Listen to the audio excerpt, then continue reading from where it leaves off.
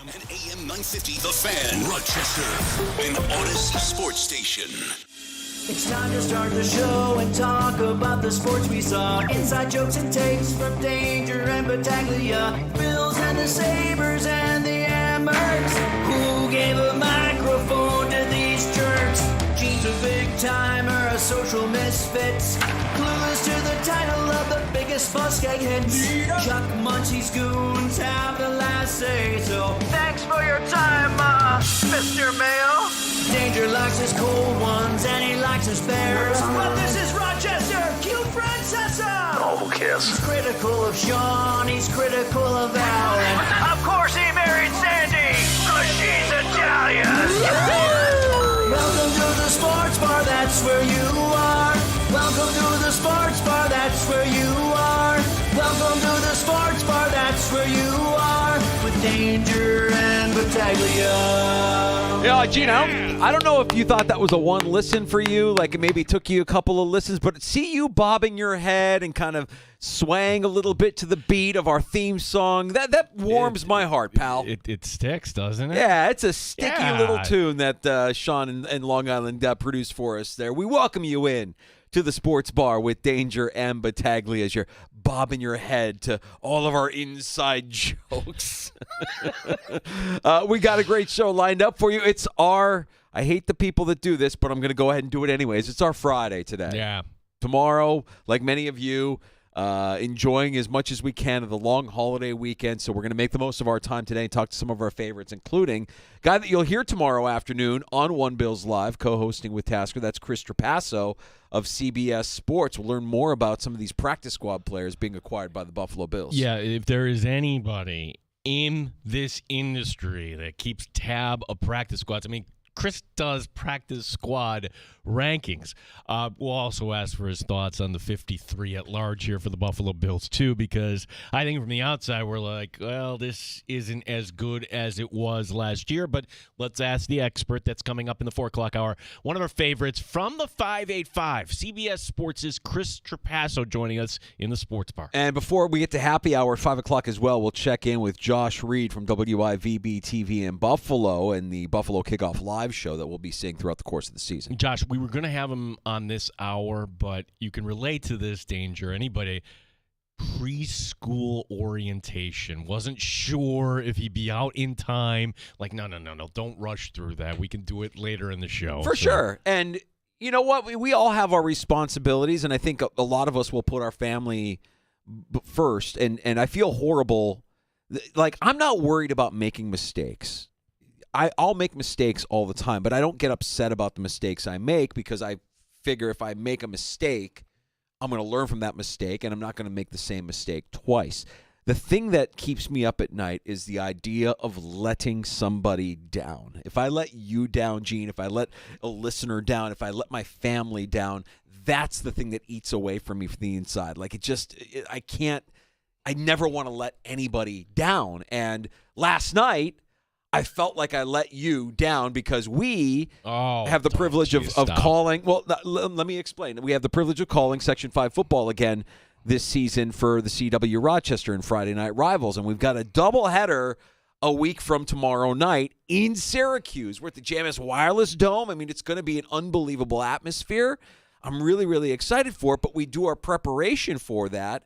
You do a lot of legwork. You set up calls, you reach out to the schools, you get the coaches on, you get the captains on. We learn more about these teams. It's our production meeting. Like you don't show up and who's the quarterback? No, well, some people do that. Some people do that, and I think it's very obvious the people that do that because it reflects in the quality of the product that they put out there. We have pride. We want to do that, but I also know how important that prep is. And knowing that I wasn't on those calls last night because I had a function that I needed to be at, similar to Josh Reed, to tie it back together. My daughter had her preseason golf team parents meeting. So, she's at Mercy now and Coach O and Coach Whitney are there and they're talking about what to expect for this season. And I'm like, I have to go to this. If my wife can't go to it, then one of us has to go to it. So, generally speaking, for folks who are not familiar, here's the schedule. Here are my expectations for the coach. If you have a problem, here's how we're going to deal with it. And I would imagine somewhere along the way, fundraising was mentioned. In lieu of fundraising, hey, here's what we're asking for. Right. So basically, it's your face-to-face. Get this out of the way. Every coach has to do this, whatever the sport. That's correct. And I'm totally fine with doing that. In fact, I love doing that stuff because I get to see and experience moments of pure joy, whether you're watching your kid compete on the field or you're a part of a meeting where the coach tells you, hey, we've got big expectations for your daughter.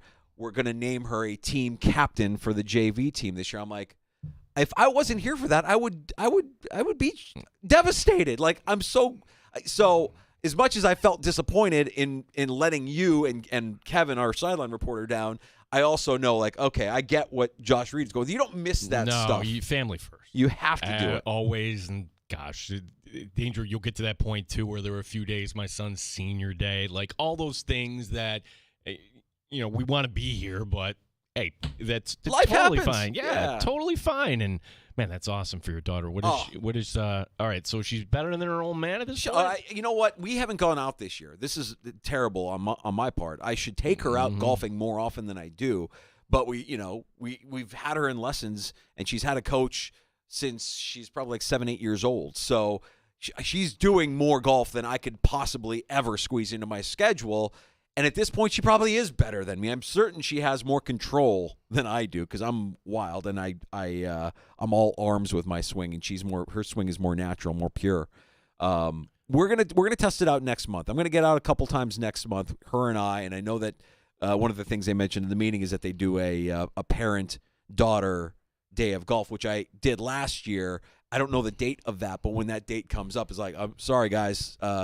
Love you here in the sports bar, but I got to go golfing We'll be solo that day. That's fine. No, the one thing, and I think I mentioned this to you before, but I think this is noteworthy for anybody who has a daughter that is just getting involved in golf. And don't be one of those parents that's always, oh my gosh, my kid's going to get a scholarship. How many times have you heard that from people over the years? And well, I digress. The one sport danger because of Title IX, that there is an opportunity right now where they just don't have enough quality at the Division I level, is women's golf. Yeah. So if she sticks with it, and maybe you get an opportunity. I've never, ever put that burden on her. No. And truth be told, I mean, she probably does golf because she thinks I'm forcing her to do golf. And it's not that I'm forcing her to do golf. I want her to do an extracurricular activity. And it just so happens that she's invested more time in golf than any other extracurricular activity. So that makes sense. And at this point, it should be just, easy for her. It's something that she does. And I want to believe she enjoys it. I can't imagine anybody that gets the opportunity to play golf as frequently as she does could be upset at that. It's a great sport. It's a lot of fun. It builds, camaraderie with your teammates. Leadership, all the things that go into it are all positives, and I can't say enough great things about the program at Mercy, which is down a little bit this year in terms of the volume of golfers they had. Last year they had over 40 girls golfing on that golf team. So what tracks do they play on then? Usually Greystone and what's the other one that's over there? Shadow Lake. Okay. Those are the two main courses that she trains on, and then in the summertime when she's working with her coach, she'll train a lot at Ravenwood. We've talked about that before as well. So she's getting plenty of time out on the course, and I hope I can get the chance to join her here over the course of the next month or so. All right, let's get to the news of the day today. Is the Bills? You said the Bills aren't going to be done. The Bills aren't going to be done.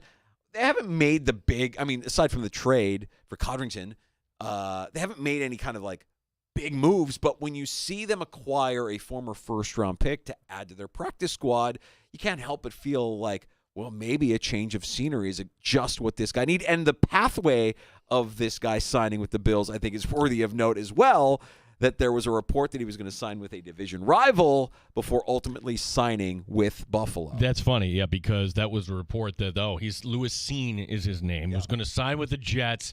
Oh, no, actually, surprise! The info guys were faked out on this. No, he actually signed with Buffalo. Now, you can say practice squad, who cares? Remember how the Bills like to do this when, in particular, for a tough position like safety, get everything down. this is kind of their onboarding process. Like, we'll get you on the practice squad, and at some point, if this looks good, then we're going to elevate you. Gosh, well, they did this with Leonard Fournette. They finally elevated him, and then he went right back down, and we never heard from Leonard Fournette again. But the thing about Lewis Cine is it's a position right now where we question the depth to the point where we're wondering, hey, a guy who we thought was on his last legs – not legs, actually was his neck, but Micah Hyde. Like, we're begging for Micah Hyde to come back. Micah Hyde wasn't that great last year, wasn't necessarily healthy. So to see Lewis Cine come in, it's danger. This is nothing more than a flyer. A guy who was a first-round pick, and he's the safety version of Bill's corner, Kyer Elam. Meaning, he goes to Minnesota, and it does not work out for whatever reason. And we're not up on Viking football. Maybe there's a Viking fan who is listening and can kind of fill us in. Where's Dan DeLorean when we need him? He took off. Yeah. Actually, he's helping Pizza Dude. Oh, okay. Yeah, that's what I'm curious about. And just initially thinking to myself, all right, 2022 first-round draft pick, so he's still young. What is he, 24 years old? Yeah, in the national championship game, Georgia over Alabama, he was the defensive MVP of that game. So did that actually kind of skew his draft status there? When you see first round, you're thinking this guy should have been something, and I think it's smart for the Buffalo Bills to bring in somebody like this. You have to look at it, and I wonder immediately, is Lewis Cine on the practice squad once he gets familiar with the surroundings, once he starts to learn this defense, is he an upgrade from Damar Hamlin? Right. That's right. That's the unsavory question that is floating around in my head, because we all have that emotion attached to Damar Hamlin, but I have a feeling that a guy who has first-round talent and for whatever reason didn't work in Minnesota, and then we could talk to Trapasso about this as well, that there's a lot of upside with this move for the Buffalo Bills. And I know it's a practice squad thing, but this has the potential to be more than just a practice squad signing. Well, these are the warning signs, Danger. If you're going in gung-ho about the season, we're not talking about players that will have some role on the team that, hey, first sign of trouble, you're out of here. The top of the list being Tyler Bass. Okay, but the depth there isn't. I'm just wondering, too, you think Cole Bishop is going to be healthy at some point? If they have one injury. You've got three guys right now that aren't right, with Hamlin, right, Bishop, and Edwards. The only guy that's healthy is the guy that's been constant throughout camp, and that's Taylor Rapp. That's also the only guy that was, playing meaningful snaps last year at the position. So the move to bring in a player like Lewis Cine is, high reward, low risk for the Buffalo Bills. And I'm kind of glad that it's Buffalo and not the Jets that are giving him a second chance here in the NFL after Minnesota punted on him. But I don't know enough about why Minnesota felt, more than injuries. I think injuries were a big part of it for Cine. If I'm not mistaken, he's only played 10 games over the course of 2 years. So injuries have played a massive part in keeping him off the field. Yeah, and the Vikings weren't about ready to figure out, but again, 20, 22, 3, 4, yeah, you're already like having the discussion if you're the Vikings after the season, oh my gosh, fifth-year option. Well, if they've already made up their mind, fifth-year option, you know what? Let's just cut ties right now. We're a team that, although they're not admitting it, they're really in rebuild mode. There was also an interesting note regarding a former Bills receiver. Did you see that Justin Shorter got picked up by the Raiders, not as a wide receiver, but as a tight end? Right. The Raiders announcing this as tight end Justin Shorter. Did we not figure this out all along? Well, then again, do we want to say that Dalton Kincaid is actually a wide receiver or not a tight end? It's very Raider-like. I'm going back over the years. Like, okay, we're going to take somebody else's scraps, and we see somebody here. We see the deep play ability. We love the long ball. We're the Raiders. He was disappointing. I know I knock on Shavers, but it was more of a, hey, everybody slow your roll. But Shavers compared to Shorter, where was Shorter this summer? Where was he in the preseason? Yeah, I I want to reserve judgment on what Shorter is. I know that the physical ability is there and it's spectacular. I can't speak to his ability to catch the ball or his route running ability. And maybe moving him to tight end is actually the right. I mean, he's such a big dude. He's just a physical freak. So as that position kind of continues to evolve into more of a pass catching position, it'll be interesting to see if Shorter, if that's his future in the NFL, that it's more about him being a tight end or that big slot receiver than it is being an outside wide receiver, a go up and get it guy, which I think is what he was brought in to be coming out of Florida last season when the Bills drafted him. Although, he could be just kind of your last stand here because, actually he made the team. I had to kind of look up this. The last guy that moved from wide receiver to tight end, pretty much one of the biggest wide receiver busts here in the last decade, played in New England, N'Keal Harry. I didn't even realize this. He made the Vikings as a tight end. So the Vikings have depth issues with Hawkinson being injured to start the season. So, yeah, that'll be interesting to see if N'Keal Harry, who's bulked up, will actually, correction, he's on the Viking practice squad, so they brought him back. So okay. Speaking of New England and N'Keal Harry, we do have a decision from Mr. Mayo, the head coach of the Patriots. Right. Mildly surprising, and actually, let's give Mr. Mayo the credit here. It's the right thing to do because if you start Drake May against the Anarumo defense, how do you think that might actually go? Drake May at some point will get reps this year. There was no reason to put him out there for all 17 regular season games for a team that, if they're being honest with themselves, the Patriots are going nowhere. You can say it's not a stretch to say that in terms of the AFC, that's the worst roster right now. I'll say Carolina overall, but New England isn't going anywhere. But you have this hope at quarterback, and he did make progress. Looked bad at the beginning of the camp, and I think many people were expecting, all right, the Patriots are actually going to name the rookie. Here's the thing, Danger. If you put the rookie in and then he looks bad, then all of a sudden it's way easier here to let Brissett, everybody kind of get warmed up, and then at some point, maybe it's October, maybe even later, then you're going to switch over to the kid. An admission that your offensive line is a part of the reason why you're making this decision feels like an admission of like a bigger problem at hand there in New England, a failure on personnel decisions and recruitment, because you have to understand Drake May out there. If you don't want to throw Drake May out there because you don't want him to get blitzed more than David Carr, I get that. You want to try and preserve, but that offensive line is bad this year. It's going to be bad this year, and at some point May is going to be in there, and at some point May is. Keeping Jacoby Brissett's going to be healthy is going to be a challenge enough, let alone behind that. So we see May sooner rather than later in New England. Yeah, and I'm just wondering too, because now it's starting to come into focus who has bad offensive lines. New England, Pittsburgh is on that list now. They've had some injuries too, but I look back to the Bills' drought era. And if you came up with reasons why the Bills were in the quagmire they were, okay, number one on the list was certainly they never found the quarterback. Okay, duh. But at some point, you would figure they would have tripped into a playoff spot. Well, right up near the top of the list, nobody ever talks about this. They never drafted offensive linemen. Let's go sign some retread. Hey, we like this, street free agent. Hey, we have Jason Peters. Hey, he might actually be a Hall of Famer. Let's trade him anyways. I mean, it was maddening how they never made the investment outside of, say, Eric Wood.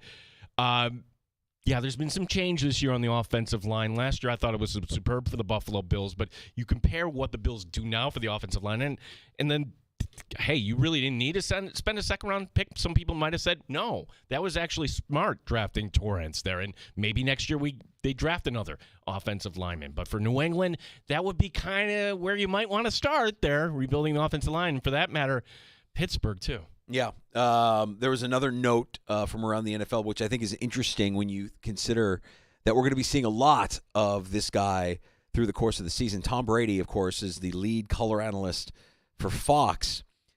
Word comes out that he'll have limited access as a commentator for Fox this season due to his pending partial stake in the Raiders franchise. So he's signed the deal to be a part owner of the Raiders. The NFL has yet to approve it, and they've now said that he's not permitted to attend broadcast production meetings in person or virtually. He doesn't have access to team facilities or players and coaching personnel.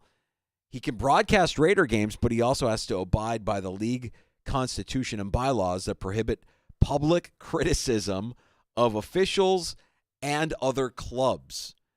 The product is going to be neutered. The Tom Brady color commentator product is not going to be ideal with these restrictions being enforced by the NFL. So I would just ask Tom Brady, what is it that you want to accomplish? You can't say it at all. I feel like that's what the NFL is doing with this. They're trying to kill it. They're trying to challenge him, like, pick one or the other. Either you're going to be part owner of the Raiders or you're going to be a TV guy. What's it going to be? Actually, I applaud the NFL on this. And for every other team, like if you're Kansas City, even though the deal is pending, you want somebody else in your facility observing practice and picking up on things. Danger, just at the high school level, there's a code like, hey, you're not talking about everything. Can you imagine what that's like in the NFL? Right. If you're at a Friday walkthrough? Nobody wants anybody to have any access to any of that stuff. The production meetings are one thing. You're going to be in the production meeting, and you're going to deal with coaches and players that probably aren't going to tell you anything that you really can. There are things that you can use, and you can, discuss some of what was said. But the idea that you can't do that if you're Tom Brady leaves you disadvantaged going into doing your job on Sundays. So which one can he back out of? I would think that pretty much you're signed on with Fox at this point. Like, I'm wondering if that whole Raider thing, this is kind of like, hey, don't do this. Or when it's all said and done, the NFL votes on it. They just don't vote to approve. I mean, like, they just keep him from being an owner. Well, that's another Raiders conspiracy, Danger, Yeah. the whole Gruden thing. Yeah. And let me tell you about the tuck rule and everything else. We don't get anything when the Raiders are always, the league is out to get Al Davis. Al is in 11. It doesn't matter. Yeah. Playing that victim role there in Vegas. Is there a fan base that plays the victim role more than Raider fan? I mean, those things, yes. But I'm not going to lie, man. Any team that loses the way the Bills loses, whenever you hear fans say we're cursed, victim card. And you hear the Bills say it. You hear Viking fans say it. We're cursed. No, we're cursed. This organization is cursed. Now, I don't really believe in any of that. But if you're blaming officials after a loss, or you're saying that there's a conspiracy, or that the games are rigged, or the games are scripted, playing that victim card as a fan, it's just unsavory to me. The Raiders do it, but I think there's a lot of fan bases that are guilty of it as well. I didn't even realize we've got Jessica Pegula on live here. Oh, look at that. Yeah, she is trailing 4-3 to, I forget Kennan's first name, but she's first also, game. Yeah, it's just the first set here. Um, Pegula slamming down her racket. Not happy. Don't like that frustration out of Jess. If she got to the final, Danger, because it's always curious to me, and granted, we don't know for sure, so that's the disclaimer, but you would think that over the years, like, hey, here's Jessica Pegula, let's cut away, and there's Dad in the audience. Never seen him? No. Not at U.S. Open? No. No? And in the final, the U.S. Open this year, well, you don't have to worry about that weekend because the Bills play on the Thursday night prior. So this would line up if she's able to find a way finally to get to a final here. Well, let's get through the second round here as she's down in let's not get ahead of first ourselves. set of the second round. We're going to take a break and come back. We're moving our schedule around a little bit because we're going to have Josh Reed on with us later in the 4 o'clock hour. But I know you've got a week one game that you want to showcase, and I might actually have my ears perked up a little bit high for this one because we want to talk Titans and Bears week one. We want to talk Titans and Bears, and I thought you were going to say week one game we want to focus on. Dude, it's tonight. It's here, college football, dude. And you have UNC in Minnesota, North Carolina against the Gophers on Fox. And then, oh my gosh, on ESPN, you have Colorado against a subdivision team. What a nice opener for Prime. You'll see shots, by the way, of fans from North Dakota State in the stands tonight. You won't see a lot. There'll be a smattering. And what I love about whenever North Dakota State plays their games, when you think of a college football fan base, what do you think about? You think about, students, you think about co-eds, you think about everybody on Yeah, you think about the band, you think about the cheerleaders, You will see nothing but fans dressed in green and yellow who look and sound like this woman. It's just awesome. What made it so awesome? Just being here. Being away from North Dakota, for us to be here, it's just great. And to get to see Carson Wentz? Yes, he's awesome. Such a role model for our kids and to get to grandkids. get to see Shedeur Sanders. Yes, it's awesome. Oh, bless their heart. It's all like the parents. That's really all that travel when you're talking about North Dakota State football. I've seen it time and time again. If they show a fan base, they show any fans wearing green and yellow, they're all retired, or it means something to them. Well, Colorado's not going to lose tonight. Or will they? I've got some data here, Dan. Okay, we will get to that. And I don't know if you saw this or not, but man, the NFL is at work. There's something that's being unveiled with the Arizona Cardinals that is over the top, exorbitant, and ridiculous. I can't wait to tell you about what they've got planned for their game day experience there with the Cardinals. That's coming up next. You can join us at 866-4FAN, 585-866-4326. You're listening to the Sports Bar with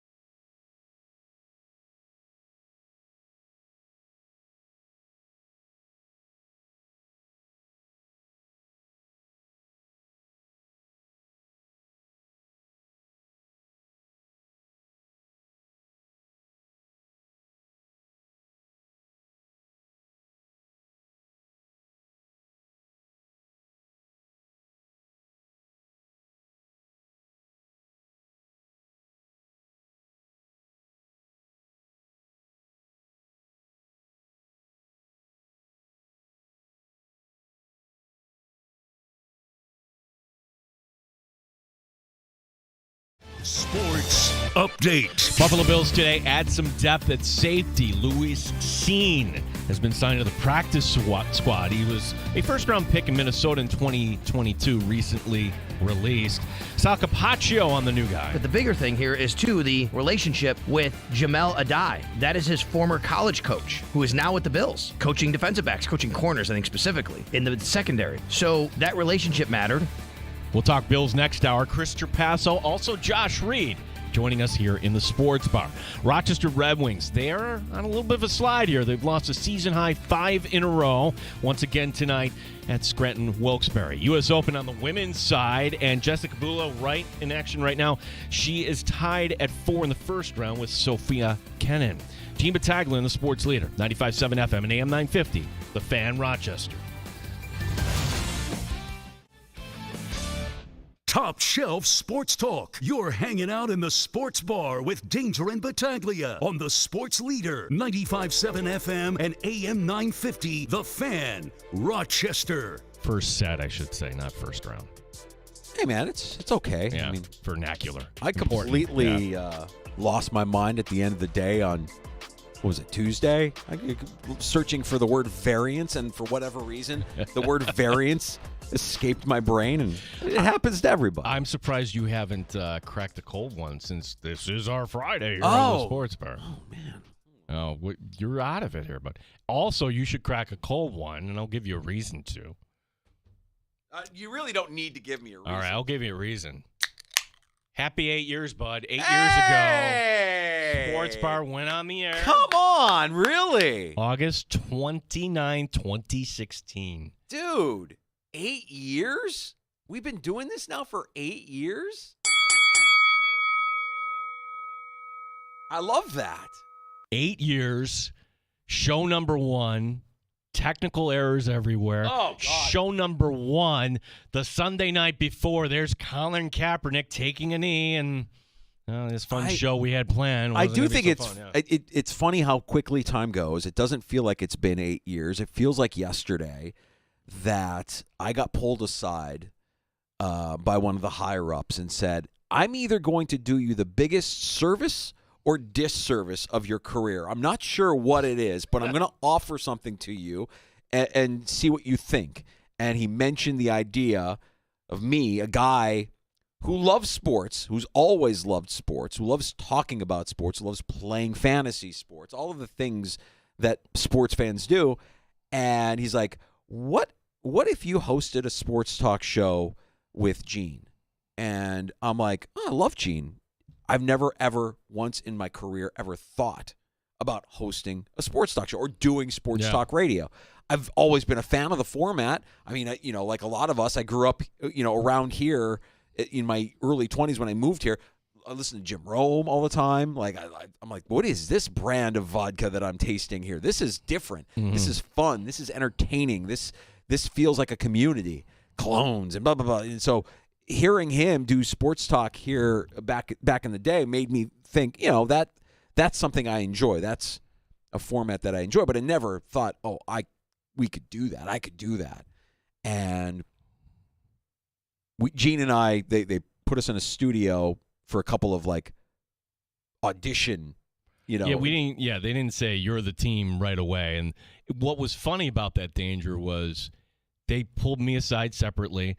And they're like, we'd like you to have you do a show. I'm like, great. Who's my co-host?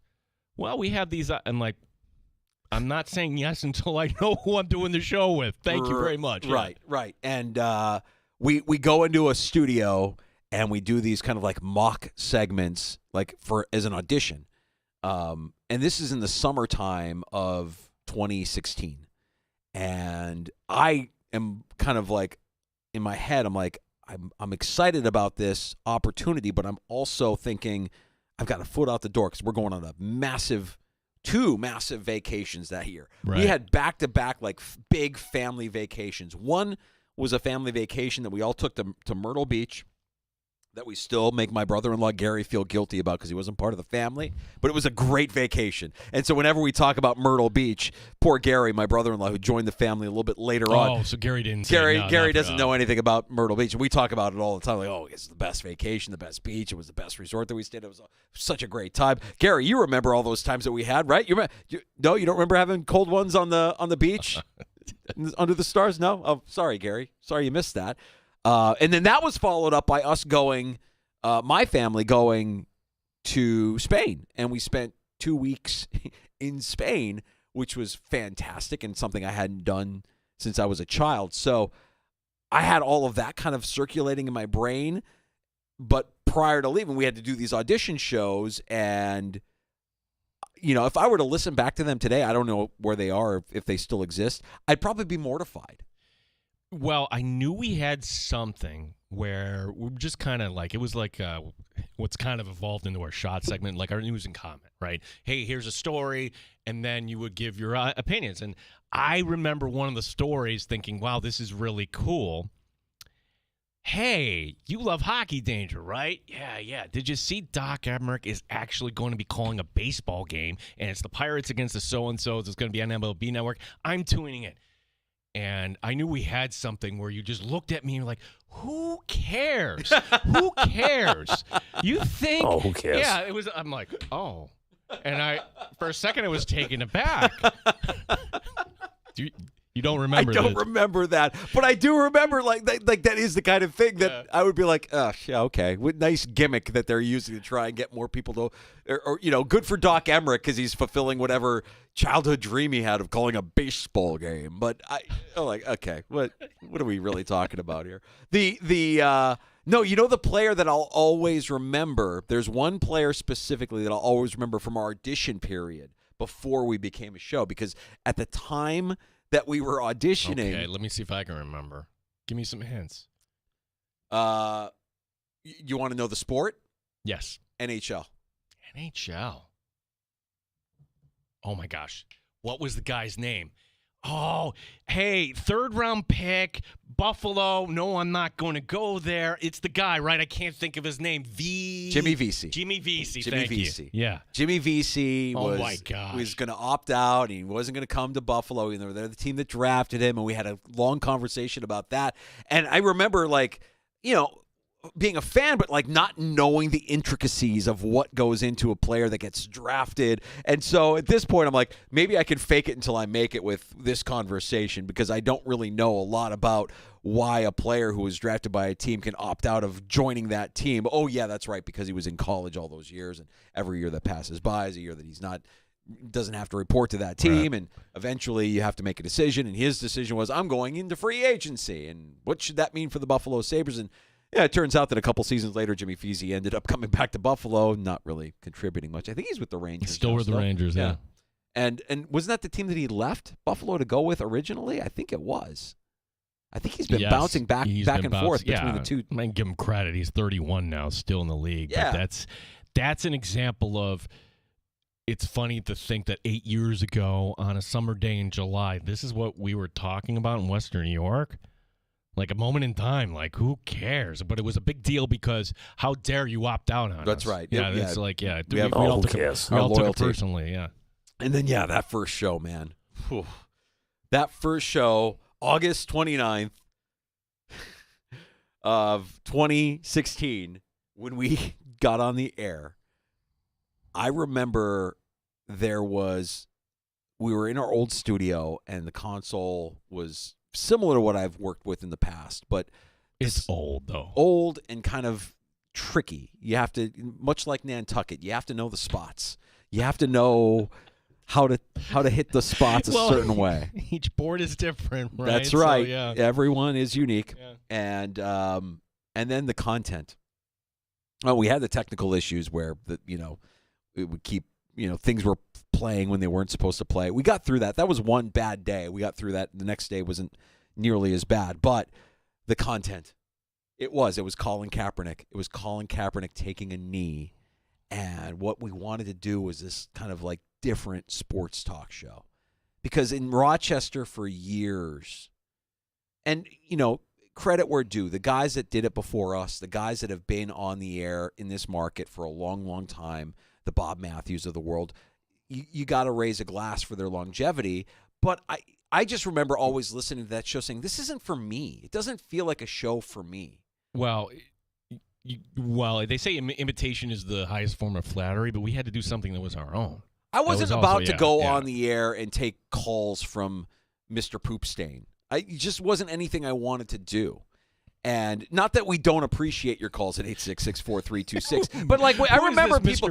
I just remember people calling up to this guy's show, be like, Mr. NFL or Mr. Cleveland Browns, or even our guy John the Optimist. Like guys. Like, just be you. You don't have to, says the guy named Mike Danger with the stage name. But the idea that, guys would gloss themselves or be labeled as that, I never really thought that was, put your name on it. Yeah, I mean, we learn along the way, and we learn from sometimes pop culture. And in this business, every second counts, buddy. Every second counts, just like in the Bear. Every That's second right. counts. So, like, if you're a caller, we love your calls. Again, our number 866-4326. But when we come to you, have the take, don't be fumbling around. And when it's time to land the plane, land the plane. Right. That was always my thing. Like, land the plane. Listening to Romy, like what Romy would say when he would say, have a take and don't suck, that was more for the benefit of the listeners than it was for the benefit of the caller. It's like, we don't want to listen to somebody drone on, on a call, with their, like, be concise, be prepared. We put a lot into this. We prepare every afternoon before we come in here, some days more than others.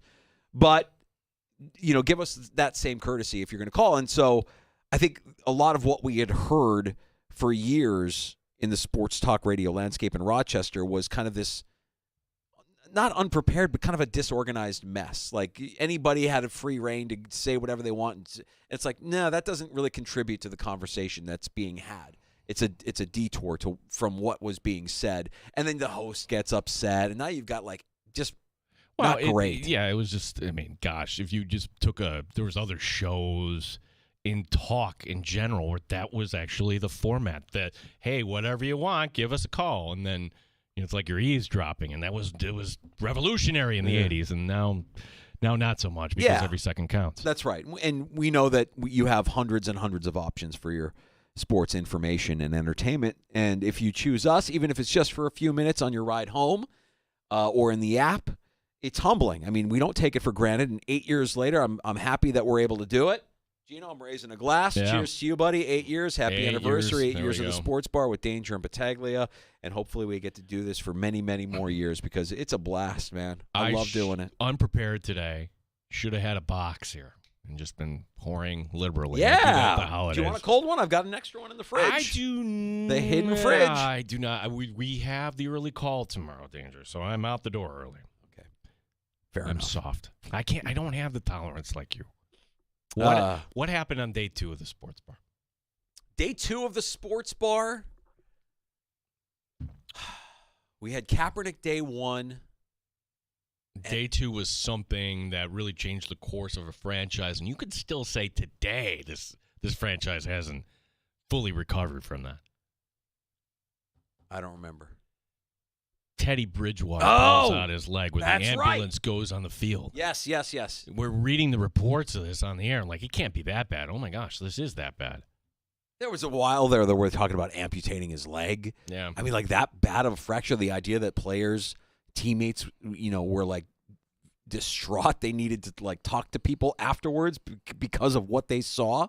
How graphic, how gruesome that injury was. So to think about that, and then within days, the Vikings flip a first-round pick for Sam Bradford. Sam Bradford, yeah. Yeah, and thus one of the first inside jokes, which has since been retired, the Lovey Lovey song for Carson Wentz. Do you still have that? Oh, yeah, of course. The 6'5", 235-pound quarterback out of North Dakota State with blue-collar work ethic and Midwestern values. Wow, you can recite that like that. Wow. Yeah. Well, he's not that anymore, but that's what he No. was then, and we were all excited. That was a fun time in the NFL with Carson Wentz taking things over. North Dakota. I mean, it made that emotional woman. You'll see her and all of North Dakota's tens of fans in Colorado tonight for that matchup. Yeah, talking about that game here. Yeah. All right, so you've heard the phrase, we build them up to tear them down, right? That's kind of a common thing, not just in sports, but just in life in general, and it's a criticism of the media that I'll listen to. It was this time last year, Deion Sanders. Oh, my gosh. How did Syracuse not bring this guy in? He was the toast to college football, 3-0 start, but then, things turned, and they went 1-8 the rest of the way. That'll happen. Big picture, it was just year one of the program. Yeah. Well, here we are in year two, and what do you know? More criticism, a reporter gets banned for asking questions. To me, that's a Francesa. Let's get to tonight. Oh, who cares? Boy, tonight, North Dakota State. Oh, no. Not the Bison, not the Thundering Herd. This is a spot for Colorado. Danger. Do you have any idea what the track record is for the Bison when they play up? They do well. Let me review for everyone. Yeah, they do well. 2010, Kansas. They win 6-3. And I'm not skipping any games. Some years they don't do this. 2010, the win over Kansas. 2011, they go up to Minnesota. Oh, no. Win by 13. Against the Gophers? 37-24. Oh, no, not the Gophers. 2012, Colorado State win 22-20. Oh, for cute. 2013, could be 4 years in a row. Could it? Nope, they won Kansas State 23-7. Oofda. 2014, Iowa State blowout win 34-13. Oh, yeah, don't you know? Didn't play up in 2015. Now 2016, Iowa. They beat Iowa. They beat Kirk Ferentz 23-21. Oh, yeah. Didn't play up until a couple of years ago, 2022. They lost to Arizona 31-28. Yeah. To review, they're 6-1 outright in the 7 matchups here since 2010. All on the road. 7-0, obviously, ATS. How good is Deion Sanders? I mean, Colorado should win tonight, but holy cow, the world is going to be on fire. And, Danger, it really should be if you're paying close attention here if they lose. Right. They've owned FCS football for the better part of 15, 20 years. I mean, they're just always in it. They're always good. Yeah, and names you recognize. Trey Lance. Easton Stick. Carson Wentz. I mean, these are the guys that have been quarterbacks in this program, and when it was a +10, I think is what PJ said, I like North Dakota State +10, yeah, sign me up. I think what they do and how they do it is so different from what most FBS schools do that they don't have an answer. There's a toughness, there's a grittiness to the program, there's an underdog mentality, there's a you think you're better than me mentality. Oh, and if you had to juxtapose Colorado, that's and the Flash program, right? And, oh boy, it is that. It is exactly that. It is. This team thinks they're flashy. This team thinks they're better than us. We're gonna come down there and we're gonna embarrass you on national TV. That's and they carry that, man. They carry that chip on their shoulder in that part of the country. I know because I grew up there. They don't like the big city. They don't like the people with the flash. They like hard work. They like hard-nosed. They like physicality. They like beer. They like to drink a lot. I would be shocked if they don't cover the 10 points. I'm not going to say they're going to win, because I do think Colorado is. I mean, they've got talent, obviously. But it's a watch tonight. For sure. And I know there's some people that, it's Colorado. It's going to be a blow. This is going to be a game tonight. And Danger, not for nothing. And look, you were busy Saturday, so was I, and watched the game in Ireland. But this is the way to kick off the season, right? Yeah. Matchup like this. And you give us games tonight, tomorrow night, all day Saturday, Sunday night, Monday night.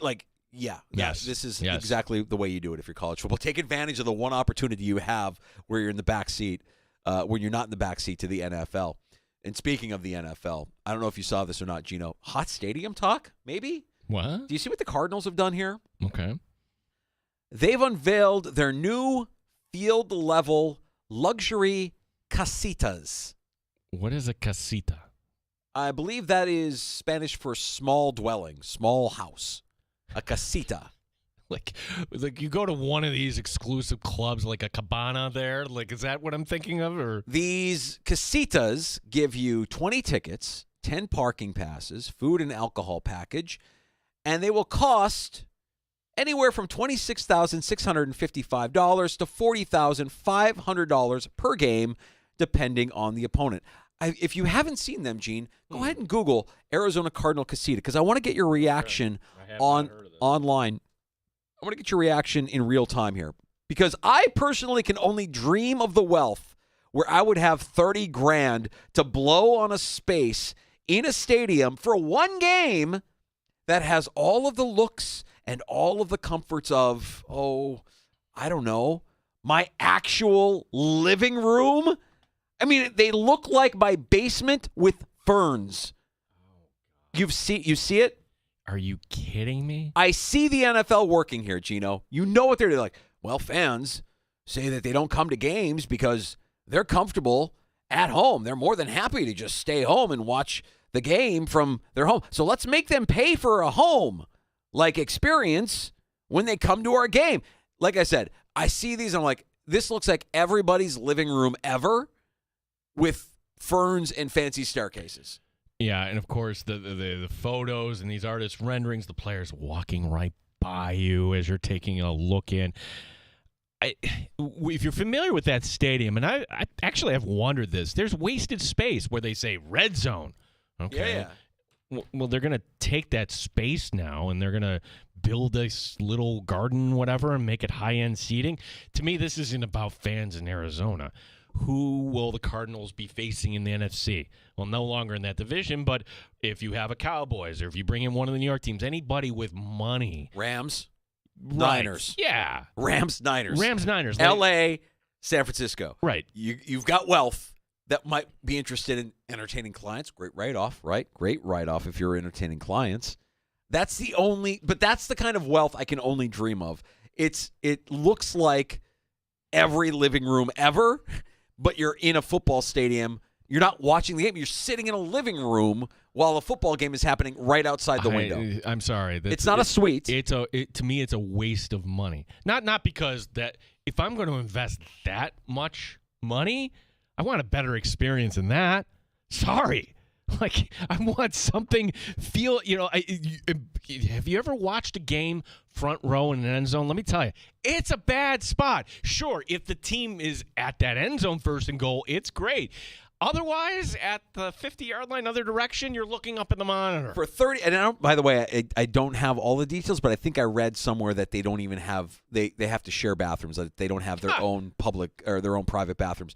For $30,000 a game, this casita package, I better have Kyler Murray serving me jalapeno flingers from TGI Fridays. But we have, they're going to build a bar there, and it's got all the mahogany wood and everything. I love this. Concept only. No kidding, concept only. You're going to go ask for money. Yeah, I would love to have Kyle Murray, my server from Fridays, show up with a tray of wontons, pot stickers. Serve me that during halftime, and maybe I'll consider blowing $30,000 on a space that looks like my basement with ferns. We have half-price jalapenos. Actually, we're starting out in Buffalo. Have you tried the wings here? Well, they're fantastic, I hear. Yeah. Let's talk about week one before we get to a break here. Yeah. So our week one game, and listen, we're going into the weekend, and buddy, it's time to look at Titans-Bears. Okay. I'm ready for this. All right, so what I saw, Chicago giving 4, is that what you got too? Mm-hmm. Little stunning yesterday, and maybe this is why, okay, we got to get to this game. If you were with us, Brad Evans joined us. Brad Evans, fantasy expert, doing this thing for many, many years. You're going to hear him. You're going to love him on BetMGM tonight with Ryan Horvath. That's going to be beginning next Tuesday. Yep. So Brad Evans yesterday had this take, and this is what I love. Give me takes that are different. Give me bold takes. Something that we can chew on. And this qualified as a bold take. He likes what the Titans are this year. Will Levis with the strong arm, he's being slept on. Are you kidding me? I mean, I had to go look this up. I'm supposedly in sports. You forgot. Who is the Titans head coach? Yeah. It's not Mr. Muscle anymore. It's 40-year-old Brian Callahan, right from Central Casting, because, well, his dad is Bill Callahan, and the NFL loves himself some nepotism. By what week of this season will we be more familiar with the head coaches in Seattle and in Tennessee? Because those feel like two of the more uninspired head coaching hires that the NFL has had in some time. The teams that flop. Like, that's the one, or if you give us a dumb quote or something like that. And what are the qualifications of Brian Callahan? Oh, he was in Cincinnati, and again, his dad bounced around the league for years and years and years, still may be in the league for all I know. Danger, I'm not trolling you here. There is so much goodwill. There's so much excitement in Chicago right now. It's hard to see them, especially with this opponent. It's almost like the NFL wants to say, hey, you know what, Chicago, you earned this. Let's get you a W right off the gate. It seems like a sucker bet. I think this goes right for a team, though. I'll dive right in. Chicago wins. Chicago covers. Is it our time? Is this our season? Or am I just high? But that time he launched out to Odunse. It's got me believing that they can. The flus and bulls could lead us to promise. This is on repeat in my head. Okay. Since the first time I heard it earlier this week, it's just a couple of Bears super fans, the Schwarsky brothers, just singing a parody to "The Time of the Season" by the Zombies, with the backbeat being "The Bears, doom doom doom, the Bears, doom doom doom, the Bears," and it's in my head. I can't get it out of my head. It's all I'm thinking about. So, why is the line only 4? Well, because we don't know, right? Yeah. Like, we believe that what we've seen in the preseason is worthy of celebration. I'm not. It's the preseason. Yeah. You're right. I don't know. Will Levis, yeah, Brett Evans is a smart guy. Will Levis might be good. I don't know. Like, I'm taking the Bears minus the 4. I'm with you on this one. But I need to see it. Like, we want regular season games. We want meaningful games. There's a lot of optimism, more so than I think. You remember when they drafted Justin Fields. You remember my reaction to Justin Fields. I wasn't like this. Dude, I have the video. I have it saved. You were kind of like, you're bobbing your head back and forth. I'm thinking, you should be excited. Not excited. Not excited. Not excited. Wasn't excited. Everybody remembers my reaction to Trubisky. I think everybody in North Greece heard me when they drafted. Like, what are they doing? What are they doing? We were out with our buddy, Dr. Russ. Yes. And we were watching the draft together, and I'm like, this is a mistake. I don't feel that way about this. And, maybe I'm not the smartest fan in the world, but this feels like they're doing things the right way. So I'm cautiously optimistic, and I'm going into the season with one expectation. Just beat Green Bay. Just beat Green Bay. That's it. I'm hoping you have a fun opening Sunday. It will be That great. will be relaxing. Yeah. You get a W against what I think is a team that should be an also-ran in this league. But, again, I take some stock into Brad Evans. Also, like, if you have your bold prediction, that's coming up on Tuesday, our bold prediction show. From the fantasy lens, what he's saying about Will Levis makes sense. Because if they're down and there's garbage time to be had, he's going to be chucking it deep downfield. And Calvin Ridley will end up with garbage points. That makes sense. I mean, like, I get what he's saying with that. But really the only thing that is in my mind this weekend and heading into next week is the Bears, the Bears, the Bears. I'm sick. I'm sick right now. Got to take a break. We're going to come back. Busy 4 o'clock hour, and we're going to make you smarter Buffalo Bills fans with Chris Trapassa from CBS Sports, who joins us at 425. And then we'll be following that up with a conversation with Josh Reed from WIVB TV in Buffalo, all on the way before happy hour at 5 here on The Fan. You're listening.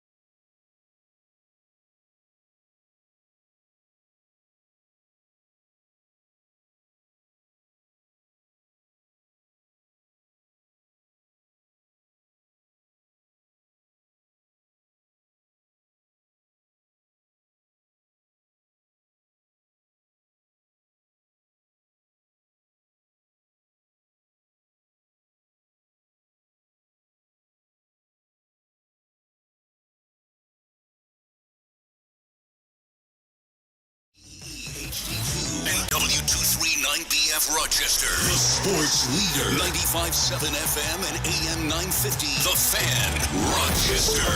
An Odyssey sports station. The Fan, Rochester. Sports update. Another roster move for the Buffalo Bills. They add a safety today. Louis Seen signed to the practice squad. Seen, a first-round pick by the Vikings in 2022. Chris Brown today on One Bills Live says there was a reason why Seen was on the street. You might be asking, why is Seen available and not on the Vikings roster? Injuries have largely plagued Seen's career in the NFL. He's played 2 NFL seasons. He has only played 6 games in each of his first 2 seasons. So he has played in 12 and missed 22. We'll talk Bills this hour. Chris Trapasso, CBS Sports. Also Josh Reed, WIVB, joining us here in the Sports Bar. Red Wings are sliding. They've lost 5 in a row. That's a season high. Again, they're in Scranton tonight. U.S. Open, Jessica Pegula winning the first set, 7-6 over Sophia Kenin. Gene Battaglia, the sports leader, the Fan, Rochester.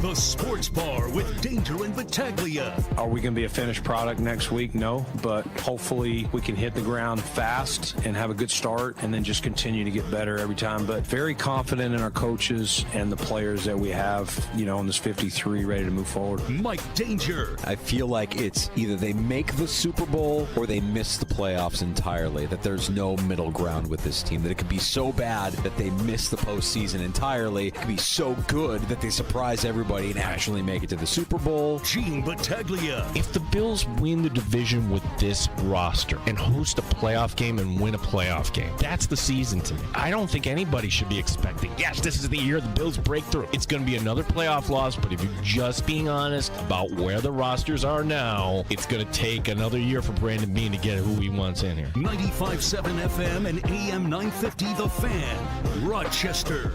Welcome back. The Sports Bar with Danger and Battaglia. Glad you're with us. Hey, thanks for everybody checking out the stream on our YouTube channel at The Fan Rochester. We're also streaming on Twitch. You can hear us in the free-to-download Odyssey app. You can hear us on your smart device when you ask it to play 95.7 The Fan. And, of course, if you're listening locally at 95.7 FM and AM 950, that doesn't go unnoticed. I'm Danger. That's Battaglia. Next Thursday, we're only 1 week away from NFL football. So right. The Chiefs, yay, against the Ravens. We will be at Three Heads. So it'll be our season kickoff. Hope you can come out, a little happy hour action with us. Oh, you never know who might be stopping by. But it's not like we have a game to go to that night, Danger. So we'll be hanging out a little afterwards. We can share a cold one and maybe a win or two. Three Heads is going to feel like home away from home for me the next couple of weeks. Tomorrow night. Right. So tomorrow night, congratulations to your wife and Scott Spezzano, where I can't believe this is actually true, but it's a fact.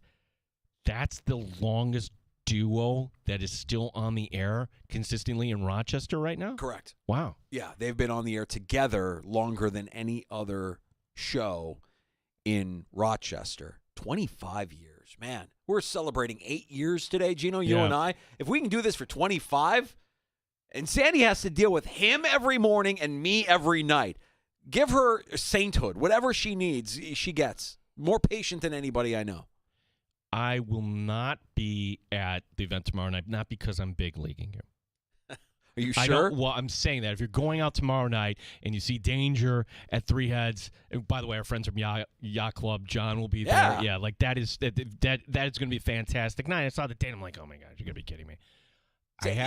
I have a valid excuse. It's the executive producer night, 25 years. Yeah. Technically, it's not till Wednesday of next week, but Labor Day weekend, and I look at my calendar and I say, my gosh, high school and college, they don't, Division III level, they don't start till next, we can actually go away. So never been to Montreal. Ooh. You went there once, you were telling me. No, I only went to the airport like it was a connecting flight. I just remember being a kid connecting to go to Spain through Montreal and being, it was like a culture shock because everything was French. I didn't realize that thing, because where I grew up, Winnipeg was a short drive, like a couple hours away. Winnipeg was like Winnipeg from where I grew up was like what Toronto is for us, like just 2-3 hour drive. And you go to Winnipeg and it just feels like a northern American city. It's, they're up north and it's cold and everything's icy and the people are friendly. And Yeah, Canada's Canada. Yeah, Canada's Canada. Toronto. This is going to be a little different. This is the piece of advice I got, and anybody that has Canadian roots maybe can tell me if this is true or not. But identify when you go up to Quebec. Identify yourself as an American, because if you're an American, they will switch over. They will talk. They want your money, basically. They're not too keen on the Canadian who doesn't bother to learn the French language. It's basically like, hey, you should know this, and they won't switch over. I've talked about the show Letterkenny before, right? Like Letterkenny is fantastic. Yeah. It's Canadian in its purest form, and they make fun of themselves. And the thing that they talk about from people from Quebec is they'll say something, and then for emphasis they'll go. So I want you to be on alert for that.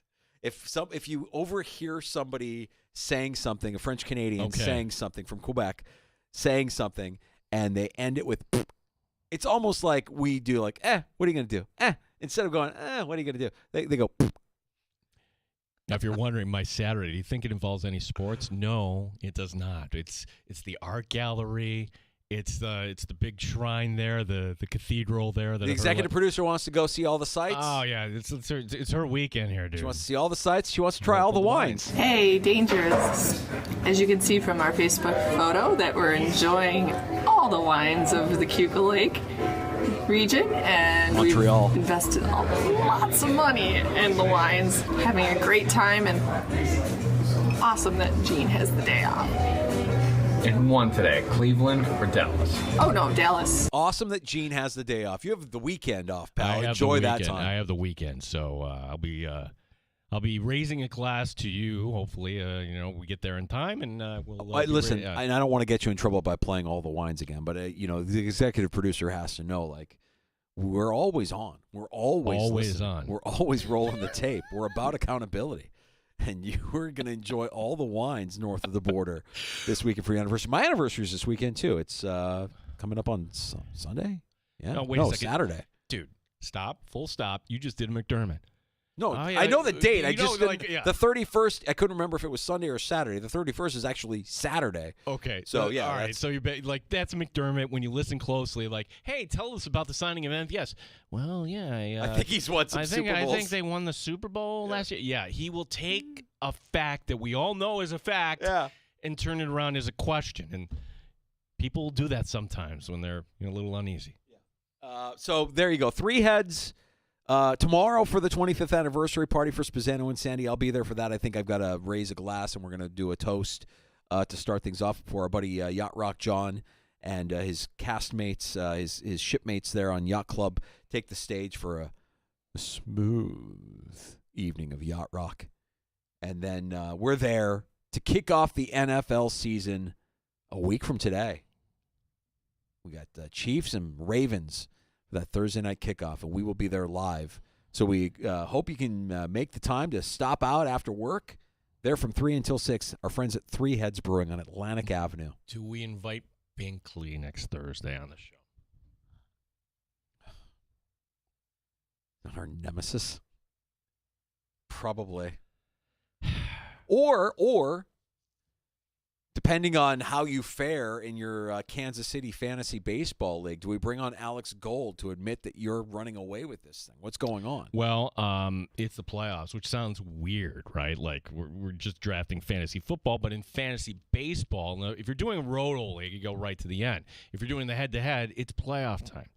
And I don't want to jinx anything. First round matchup, I'm up. So I didn't get a good seed. I had some injuries. No excuse, Gene. Find a way through. Yeah, absolutely. Second prize, a set of steak knives. So I have not mentioned a word of this on social media. Not at all, because that would be, I'm trying to recognize my fault here, Danger. That would be a little misfitting. Uh-huh. Like if you start talking trash about something that is not in the bag. Yeah.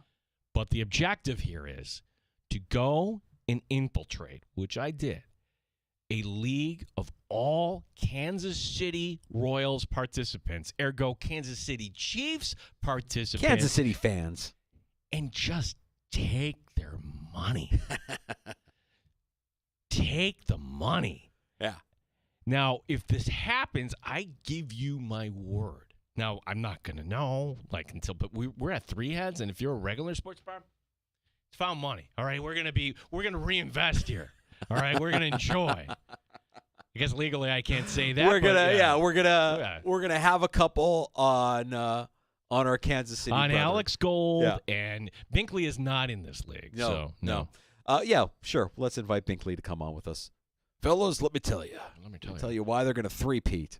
We should get to Trapasso. We got Trapasso coming up. Chris Trapasso, CBS Sports, about, the back end of this Bills roster and the practice squad. Do we like it? Do we not? We'll ask the expert. Also get the thoughts of Josh Reed, WIVB, coming up later this hour. Happy hour coming up at 5 o'clock. Your calls are always welcome at 866-4326, 585-866-4FAN.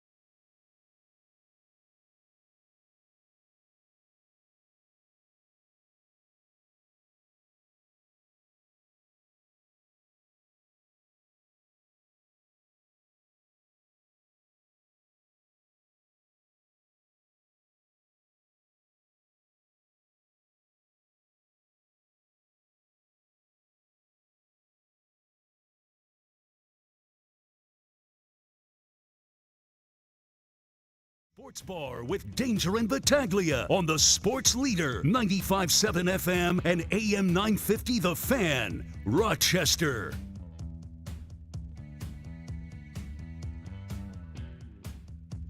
Welcome back to the Sports Bar. Danger and Battaglia, a busy 4 o'clock hour here. We want to talk plenty of Buffalo Bills, and when we do that, from CBS Sports, our buddy Chris Trapasso stops by. You'll hear him tomorrow on One Bills Live as well, if I'm not mistaken, Chris.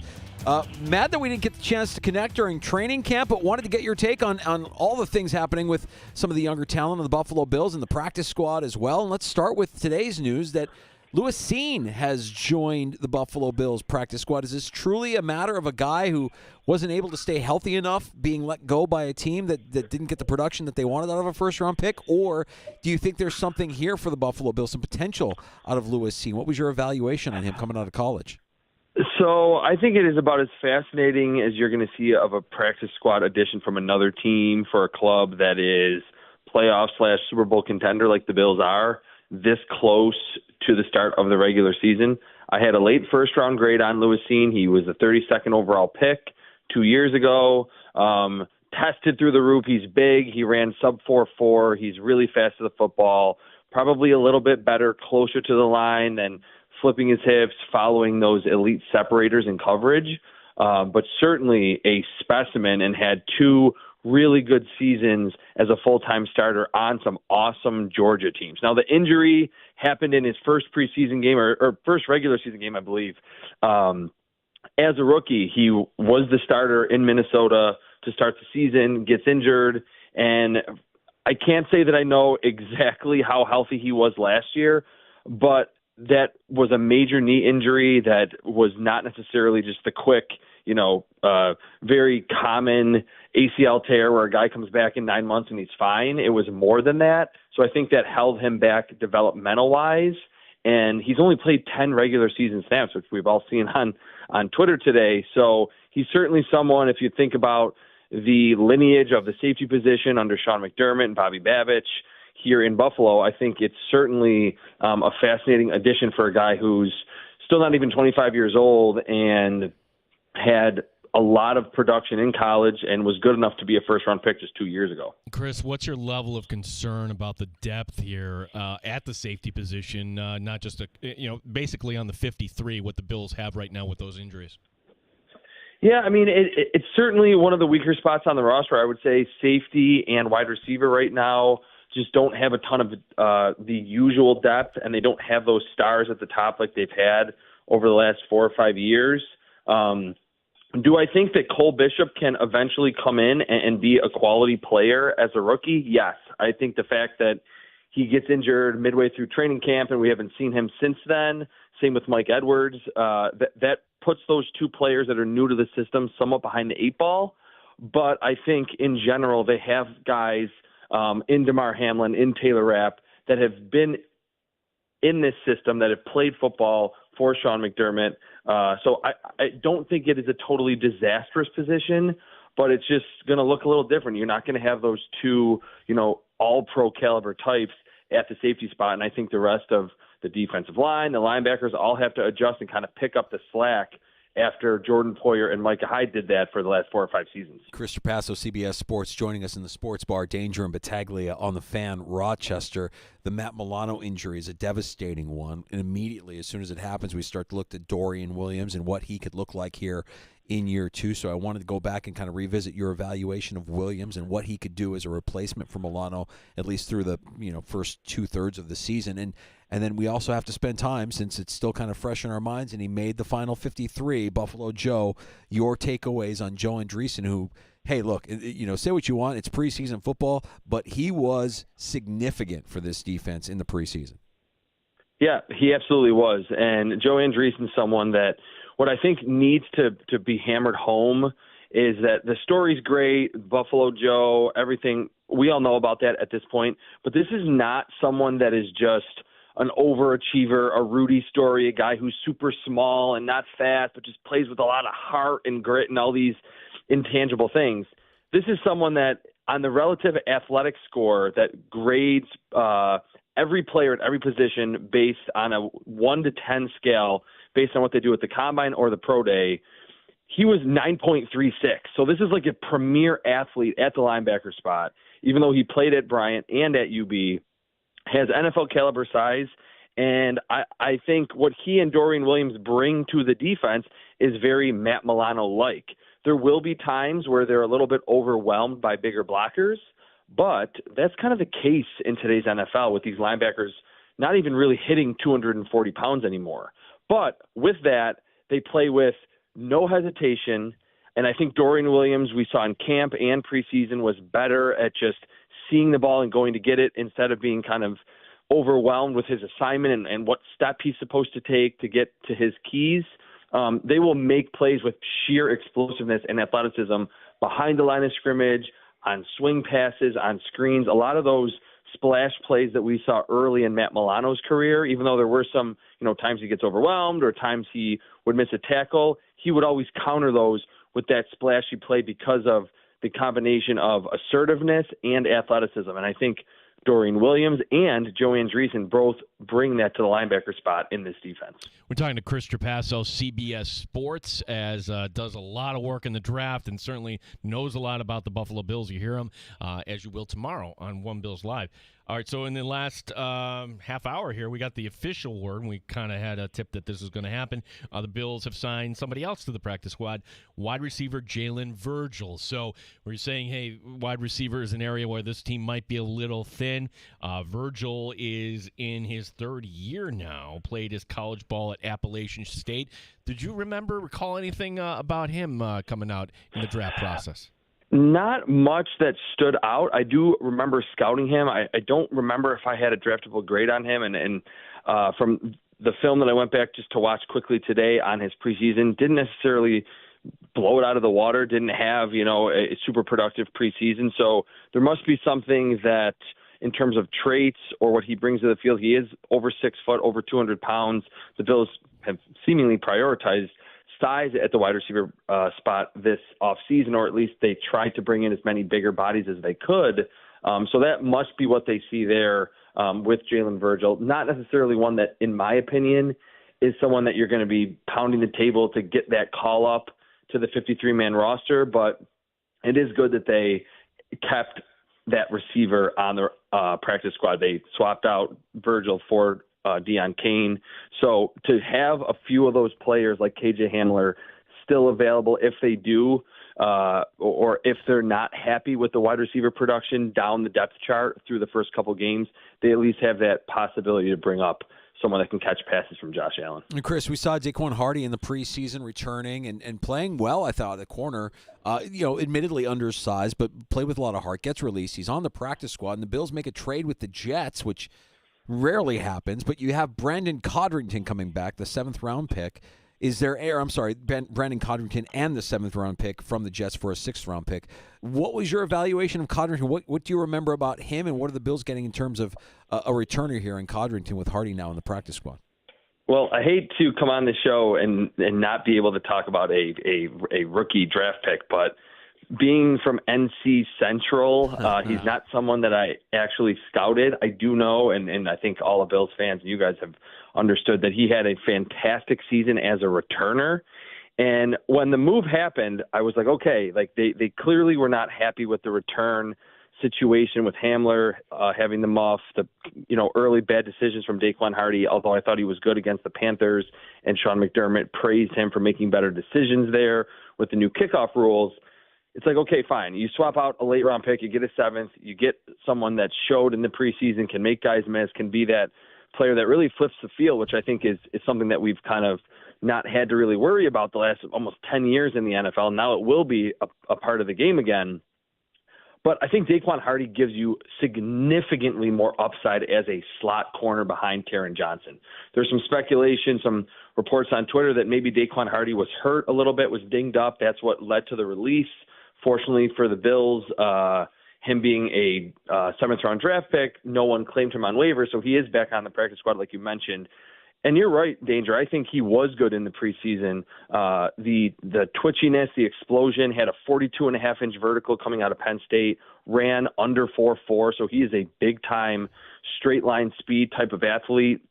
I actually had a third-round grade on him. So that was one that in the draft I was like, wow, he's still available in the seventh round.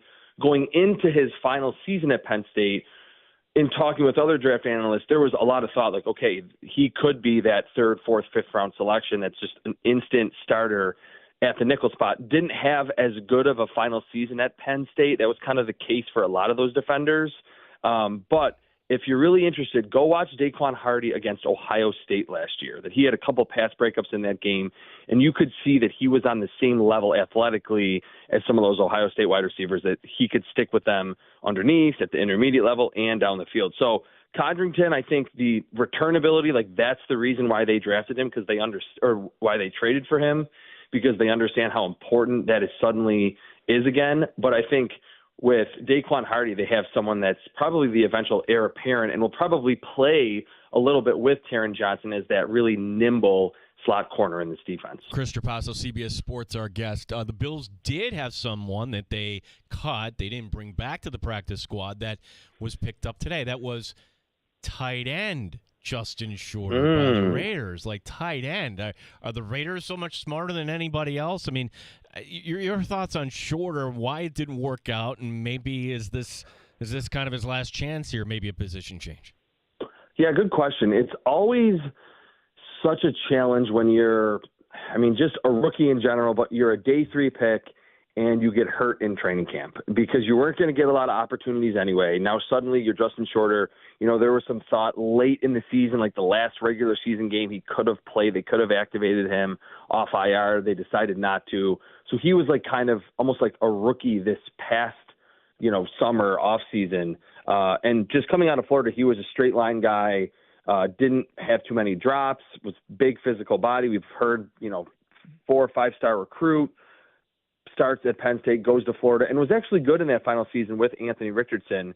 And I thought that the Bills drafted him to be just kind of a low-end insurance policy for Gabe Davis if Gabe Davis was not on the roster, because Gabe Davis was at his best in a straight line, not making defenders miss, just getting downfield, long strides, and then going up and making a difficult catch. That's really all that Florida asked of Justin Shorter, and he did a great job in that final season. But I think the injury last year in the preseason or in camp really put him behind the 8 ball, and we just never saw him be able to garner those targets. And I think the injuries at the quarterback spot, like we saw in the second preseason game against the Steelers, it was like the Tyrell Shavers of the world and KJ Hamler and Justin Shorter, they weren't really afforded the opportunities to get passes thrown because the Bills just wanted to run the football with Ben DiNucci. And then in the next game, Anthony Brown at quarterback. They kind of opened up a little bit in that third preseason game, but I think with Shorter, maybe it is better for him at like 6'4", 230-plus pounds to move to that kind of joker tight end where you can kind of put him in the backfield, put him out wide, put him in the slot, instead of trying to have him win against the hyper-athletic corners that are really dotted all across the NFL today. Chris, when I knew we were going to have you on today, I wanted to make sure I go back and revisit some of your 2024 NFL season opinions that I know you posted on X at Chris Trapasso early this week. You've got takes, you've got opinions. But rather than dial it into one specific take or opinion that you have, I just kind of want to get your sense now that we have the final 53-man roster and we see how the AFC East is laying out. In your opinion, who on paper has the best roster? Rank them for us in the AFC East, Chris. In the AFC East? I think the Jets from top to bottom probably have the best roster. I think the Bills are right there with them. And then certainly if you're going super into the weeds and you're going to value quarterback more, then you could certainly say that the Bills have the best roster. Then it's the Dolphins. I think the offensive line is going to be a problem for them this year, although they have super speed at the wide receiver spot, obviously, at running back with Achane and Mostert. I think Tua's really settled into the Mike McDaniel offense, and they lost a lot on defense. To lose Christian Wilkins, who was the heart and soul of that defensive line, and not really bring in an immediate replacement for him, great run defender, quality pass rusher at the nose tackle spot, was always that agitator for Josh Allen. They would be third, and then obviously the Patriots that weirdly were trying to build around Mac Jones for a couple years, and then they draft Drake May, and they still aren't ready to just start a rookie quarterback. They're in the distant fourth in the AFC East, and just in terms of overall top-to-bottom roster talent. Chris, last one for me, and we're just a little over 48 hours from the actual cut down. Did anything surprise you, the moves that the Bills made? I mean, on the surface, the Hardy decision was surprising, but then again, there was the report that maybe he's dealing with a little bit of an injury, and it came on the heels of the Codrington trade, so it wasn't as though they were just like, hey, we have really Cam Lewis and that's it to be the backup slot corner. I'm trying to think if there was any other that was a super shock to me. I mean, maybe Casey Toohill making this roster, although I do think it's important. We get so, and I even fall victim to this too, we get so excited for training camp to be back there at St. John Fisher University and preseason after what seems like forever, but it's only a couple months since we've seen football, that we can't put all the eggs into one basket based on a training camp, and especially for how short the Bills training camp is now, and a preseason. Like Casey Toohill has played NFL games, has made tackles, has sacked the quarterback in the regular season. So I guess I'm kind of playing devil's advocate to myself there, where I was surprised because he really did not anything this summer. So after initially being surprised, I think I realized that the Bills, Brandon Beane, their decision makers, are really putting a lot more onus on what these veterans have actually done when the games have counted in the past. Yeah, and let's face it, I mean, it's a team that got younger this offseason, so maybe having a few veterans to hang around isn't a bad thing at all. Chris Trapasso, CBS Sports, where you can get his work, and also here on these fine airwaves tomorrow. You're doing One Bills Live tomorrow, yes? Yes, One Bills Live with Steve Tasker, and what's funny is I normally, like when I was on in May and June, we send an email back and forth with Steve and the producer to be like, hey, like, what are we going to talk about tomorrow? We're trying to drum up stuff. I don't think that's going to be too hard to do that tomorrow with the regular season right around the corner. We were talking earlier, Chris, North Carolina tonight, getting 10 points against Colorado. This is a spot for Colorado. No, North Dakota State. Excuse me, North Dakota State. I'm mixing the two games here. My apologies. Your thoughts on North Dakota State, Colorado tonight? North Dakota State has a pretty good pass rush, and I mean, it's hard to keep track at the beginning of a college football season who's where because of the huge transfer portal and how it's become kind of like opening of the floodgates of free agency in 1992 in the NFL. But that is a dominant program at the FCS level. The pass rush is good. We don't see a lot of NDSU guys leaving early for the draft unless they're a Carson Wentz or they're a Christian Watson that are either first or second round picks. So the one issue with Shedeur Sanders and that Colorado offense that really led to them fizzling after such a hot start that was really the talk of the sports world last year was the offensive line. It just was not very good. It was not up to normal Pac-12 standards, Big 12 standards. So it will be interesting to see how what should be a very hungry to kind of prove themselves on the big stage NDSU team, how that defensive line and the offensive line of Colorado that has now had 2 years of recruiting from Deion Sanders, how that matchup goes. And I think that's going to dictate how close this game ultimately is. Chris, appreciate the time. Enjoy the long holiday weekend, and we'll be listening for you tomorrow starting at 1 here on The Fan. All right, guys. Thanks for having me, as always. Thanks, Chris Trapasso, CBS Sports. Go with this time to join us as we get ready for the long holiday weekend, and Chris will be spending it with Steve Tasker tomorrow afternoon here on The Fan. Yeah, we got some more Bills talk coming up next. We're going to go back to Buffalo. Josh Reed, WIVB, to get his thoughts here as the Bills continue to shape their roster. You're listening to the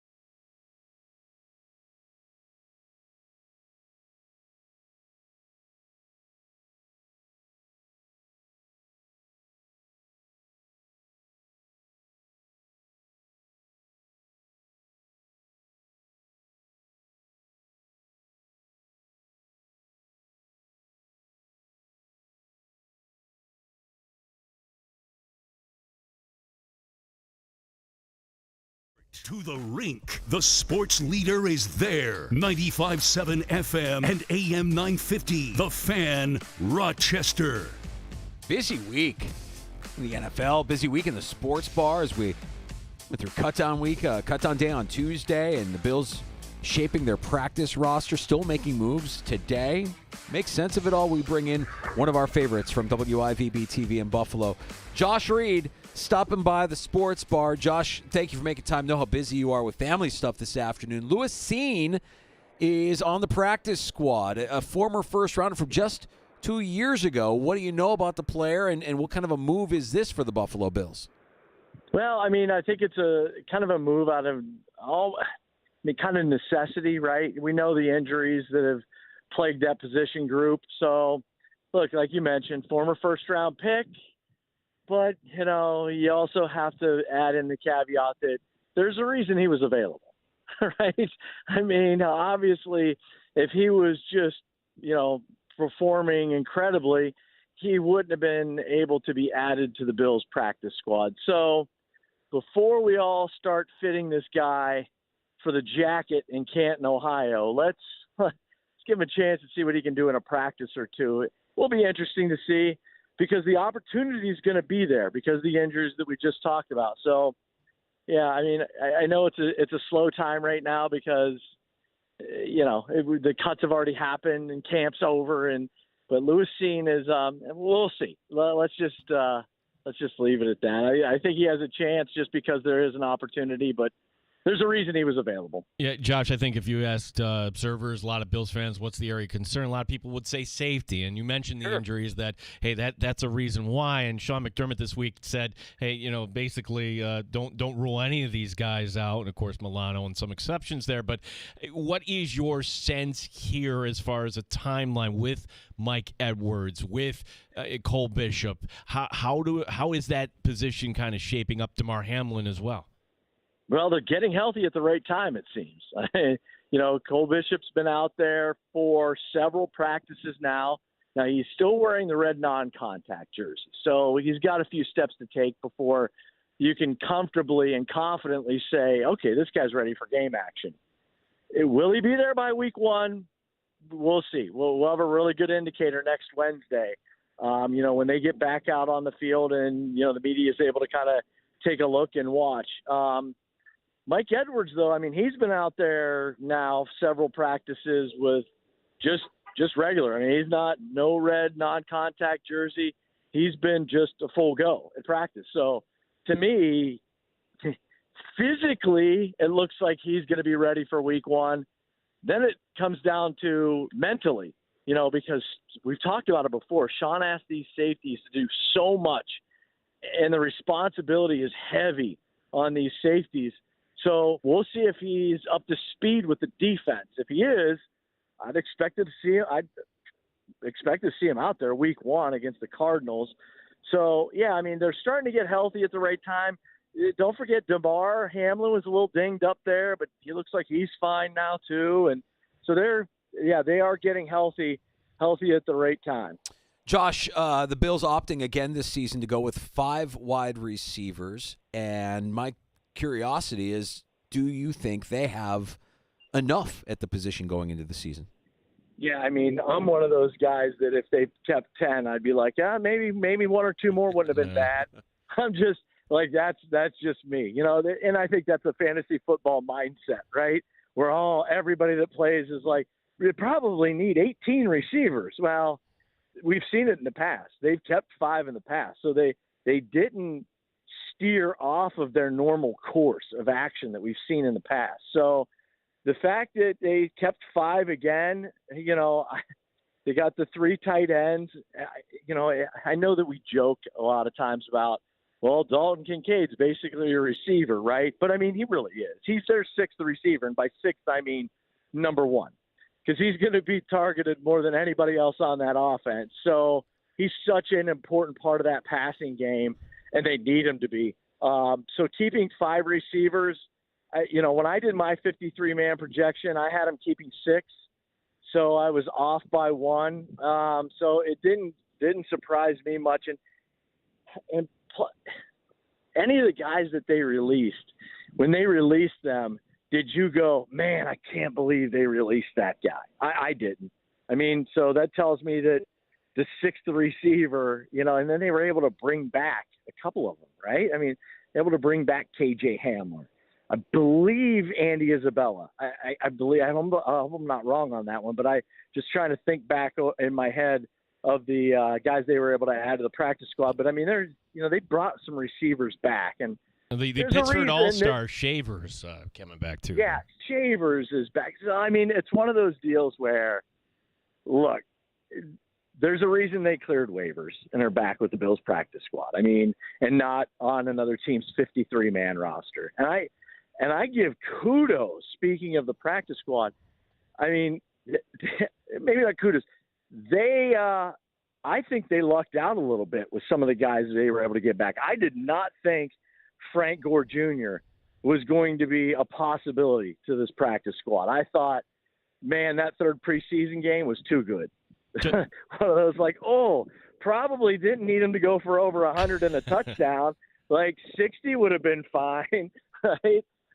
But, they were able to get him back, and I think he is great insurance for that running back room. If one of those guys get dinged, one of those top three guys go down, I think we saw enough in the preseason and training camp to think Frank Gore can come in and contribute as one of the top three running backs in that on that roster. So, they were able to bring him back. Zach Davidson was the other guy on the practice squad that I thought, oh man, I mean, he is what teams are looking for right now. The way the game is played, tall, athletic, has a huge catch radius. I'm thinking, man, there's no way. I kept thinking in my head, is there any doubt that we see that Joe Shane and Brian Dable have added Zach Davidson to the 53-man roster? And they were able to sneak him onto the practice squad. So I do feel like they had some good fortune with being able to get some of these guys back. Josh, last one for me, and it's about the personnel, and I'm just trying to picture what week one, what September, October look like. And I go back to last year, and this drove some fans nuts. Sean McDermott talking about the need for complementary football. And when you see what we perceive as what is not there at the skill position, can we expect maybe a little more run-centric, conservative offense coming from Buffalo than what we've seen in years past? I don't think we'll ever get to conservative. Run, maybe a little more run-centric, sure. But I don't think that has to mean they're conservative. I think if they're effective running the ball, that's what they're going to do. I think I think a lot of times it's just going to be game to game. And that's what the NFL's become anymore. It's such a matchup league. It's truly, when we always hear Sean and the players and Brandon Bean say week to week, it's a week to week league. And I mean, it's such a generic saying, but when you apply it to week, as in, look, this team stinks at stopping the run, so we're going to exploit that. To me, that's week to week. Like your adjustments week to week, and hey, we're not going to go run heavy in week whatever it is, week 2, because they feel like Josh Allen has torched the Dolphins his entire career, and they think they can throw for 400 yards on him again. So I just think it's going to be more of that. Whatever is effective is the way they're going to go. And there might be some games where you're sitting there at the end of the game going, wow, Josh Allen only threw 23 passes in this game. But, I mean, does it matter if James Cook runs for $168 and 2 touchdowns? I don't think it does. I think as long as the offensive numbers and, most important, the number on the scoreboard. I mean, they scored 38 points, and you go, man, Josh only threw the ball 23 times. Who cares? As long as they score points, it does. To me, I've never worried about how they're getting it. And at the end of the day, Josh is going to get his because he's an elite quarterback. So it's just going to come. It'll come within in the flow of the game. Josh, before we let you go, you're in the blast zone, certainly more so than we are. I always feel like with opportunity, there are sometimes, with when there's a problem, sometimes there are opportunities that can be found. And the problem for the Buffalo Bills is Matt Milano tears his bicep, and he's going to miss 2/3 of the season. Right away, we hear about Joe Andreessen in that Steeler game, and he has a hell of a game there. Performs well throughout the rest of the preseason. Makes the final 53. Is this more than just a nice story? I'm sure you've spent plenty of time talking about Buffalo Joe. Yeah, it's crazy to think that if Matt Milano doesn't go down with the injury, there's no Buffalo Joe story. There probably is no. More than likely, there is no Buffalo Joe story because that Pittsburgh Steeler game, they hold Terrell Bernard out because they've already lost Matt Milano and we're dealing with injuries in that room. And it was like, hey, let's put this kid out there and see what he can do. Joe Andreessen, go at it. And all of a sudden he did something, turned everybody's heads. And it's been such a fun story. I had a chance to talk to him after practice yesterday. He just hearing him talk about the experience of playing for his favorite childhood team, it really kind of gave you goosebumps. And it's just such a feel-good story. And he's talking about how he was at his mom and dad's, at his parents' house, when the agent called and said, hey, this is looking pretty good for you. And, and hearing him tell the stories and, I don't know if you saw this or not, but, there's a video going around on social media of the Lancaster football coach telling the entire team after practice that Joe Andreessen made the 53-man roster. They jump up and start chanting Buffalo Joe. And Joe was asked about that yesterday. And he was like, man, it's so cool because, it wasn't that long ago that I was one of those kids. So it's just been such a fun story. And I honestly believe that if they would have released him, I believe he was landing on a 53-man roster somewhere else. Well, and at the end of the day, this kid has found a way to make an NFL paycheck. And no one can take that away from him. It's a fantastic story. And Josh, you get a weekend off here from covering the Buffalo Bills one last weekend before we get things going. But no Buffalo Kickoff Live. That'll be coming up on the 8th. What can we check out on the long weekend here in the interim?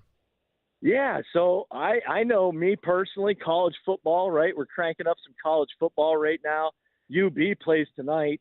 That's their opener. But I am loading up the family. And we are going to head to Pittsburgh, where my alma mater, Kent State, is taking on the Panthers. So we're going to check out that game at noon on Saturday and take the kids over to the Children's Museum and have a little weekend in Pittsburgh before we get back to the grind next week. That's fantastic stuff, Josh, man. Enjoy your time. Thanks for all you're doing for us here, stopping by the sports bar and giving us some of your time. And we'll talk again soon, bud. 100%. Anytime, guys. I always appreciate the chat. You got it. There's Josh Reed, WIVB TV in Buffalo. That's a fun little family weekend he's got planned there. I'm a little jealous. Did not know they had a children's museum in Pittsburgh. Well, that's because we only think about our children's museum. There is no other children's museum other than the Strong. No, there's Strong is the only children's museum. Why would you go anywhere else? You need to go anywhere else. Why is he going to Pittsburgh? You can just come to Rochester. Pittsburgh? Oh, I suppose to see the Kent State Pittsburgh game. They're not. That won't happen in Rochester. But yeah, Josh, if you need a children's museum, buddy, 1 hour east on the Thruway, right here, the best. Nothing better than the Strong. Jessica Bagula won her second set, so she moves on to round 3. Good for her. We got a round of shots coming up. It's happy hour in the sports bar, and we'll tell you a little bit more about Lewis Sign. Lewis Sign. I keep saying Sign. It's Scene. Lewis Scene. I see the name, and it's Scene. Yeah, I want to say Scene, but I always say Sign. 866-4FAN 585-866-4326. If you want to pull up a stool and join us here in the sports bar.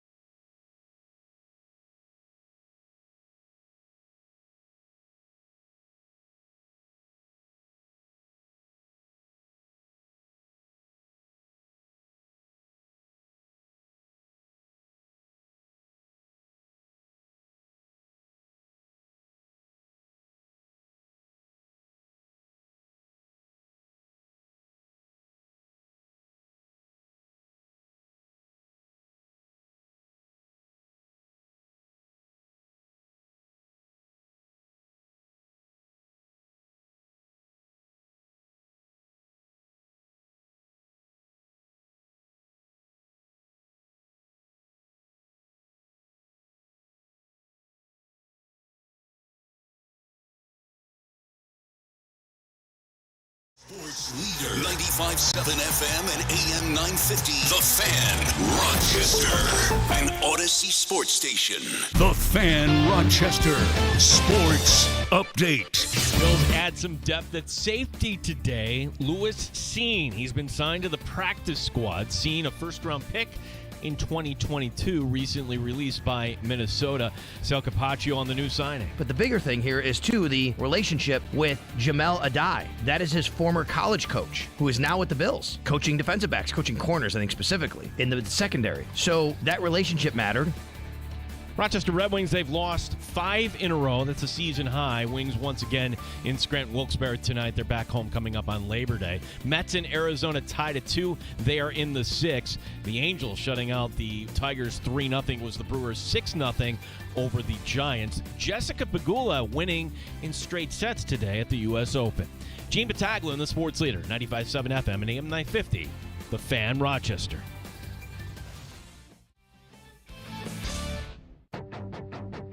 The Sports Bar with Danger and Battaglia. Are we going to be a finished product next week? No, but hopefully we can hit the ground fast and have a good start and then just continue to get better every time. But very confident in our coaches and the players that we have, on this 53 ready to move forward. Mike Danger. I feel like it's either they make the Super Bowl or they miss the playoffs entirely, that there's no middle ground with this team, that it could be so bad that they miss the postseason entirely. It could be so good that they surprise everybody and actually make it to the Super Bowl. Gene Battaglia. If the Bills win the division with this roster and host a playoff game and win a playoff game, that's the season to me. I don't think anybody should be expecting, yes, this is the year the Bills break through. It's going to be another playoff loss, but if you're just being honest about where the rosters are now, it's going to take another year for Brandon Beane to get who he wants in here. 95.7 FM and AM 950 The Fan, Rochester. It's our Friday. The people that do that. I hope, tomorrow for everybody, it's one of those days that I hope you're not working until 5:30 on the Friday before Labor Day. By the way, Friday before Labor Day, the thruway, yeah, good luck you're driving this time tomorrow. I just did it. I just pulled the trigger. I'm a little distracted here during the break, and I On apologize. What? North Dakota State plus 10.5. Oh, you got the extra point. I got the hook. Yeah. Ooh. Plus 10.5 at FanDuel. Minus 108. Go Bison. Now, that's what we're watching tonight, most of us at least. In Colorado, Coach Prime, this is a layup. As we pointed out earlier, since 2010. Okay, these are the opponents that North Dakota State has played here. Oh, no. They beat Kansas in 2010. They beat Minnesota in 2011. They beat Colorado State in 2012. They beat Kansas again in 2013. They blew out Iowa State in 2014. Hey, what about Iowa? They're really a blue. No, they beat them too in 2016. And then the only loss against a D1 program, the top division there, Arizona 31-28 back in 2022. 7-0 ATS, 6-1 outright. You want to look at tomorrow's lead story? Like for Maggie and Perloff and everybody else tomorrow, it's going to be easy. It's going to be like, wow, look at Coach making excuses when you couldn't beat this team. No, this team is actually pretty good. Yeah, I don't know that they're going to win, but 10.5 points, I'll take that. Yeah, I'll take that. When you're watching that game tonight, just because if they scan the crowd, be on the lookout. Because when you see fans of North Dakota State, they don't look like your typical college football fans. And certainly alumni go to games. I mean, alumni are what fuel a lot of these programs, right? But you're used to seeing college students, young kids, not when you're talking about the North Dakota State Bison. Right. So you also have Minnesota and UNC. And, Minnesota, it's a Big Ten program, big city, Minneapolis. I mean, I wouldn't imagine UND is a magnet for kids. North Dakota State, UND, two different schools. Oh, forgive me. That's okay. Yeah. That's all right. UND is where I grew up. That's the University of North Dakota. The Strong Sioux, yes. Sioux forever. The strong hockey program. NDSU, always strong football program. Regardless. North Dakota, whatever. It's not a no. It's just awesome. What made it so awesome? Just being here. Being away from North Dakota, for us to be here, it's just great. And to get to see Carson Wentz? Yes, he's awesome. Such a role model for our kids and grandkids. Just so you know, when you see North Dakota State fans in the stands in Boulder, they all look like that and sound like that. That's their fan And that base. woman looks like you would picture her. Yeah, she's probably sweet as pie. Sweet old lady, just happy to be out in North Dakota, watching the thundering herd, the North Dakota State Bison. I like plus 10.5. I couldn't say no. And we're back. And we're back. We're gonna play all the games that PJ was. We're gonna tail PJ. That's what I'm gonna do. I'm gonna tail PJ's picks from yesterday. And by the way, if you missed that, go back and listen anywhere you get your podcasts in the free to download Odyssey app and get some winners this weekend with the college football slate.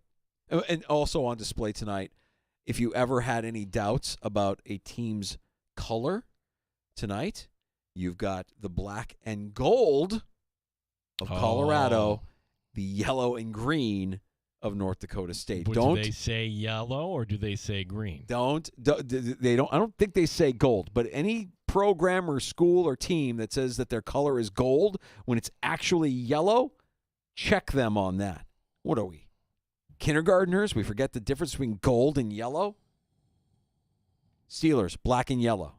Packers, green and yellow. Not green and gold. Green and yellow. Colors are yellow, green, black, or white. They say yellow. This is North Dakota State. Yeah, that's good. Yeah. See? They got that kindergarten education. They can tell their colors apart. It's great. Oh, no, not the thundering herd. They're going to take on the Sanders? Oh, no.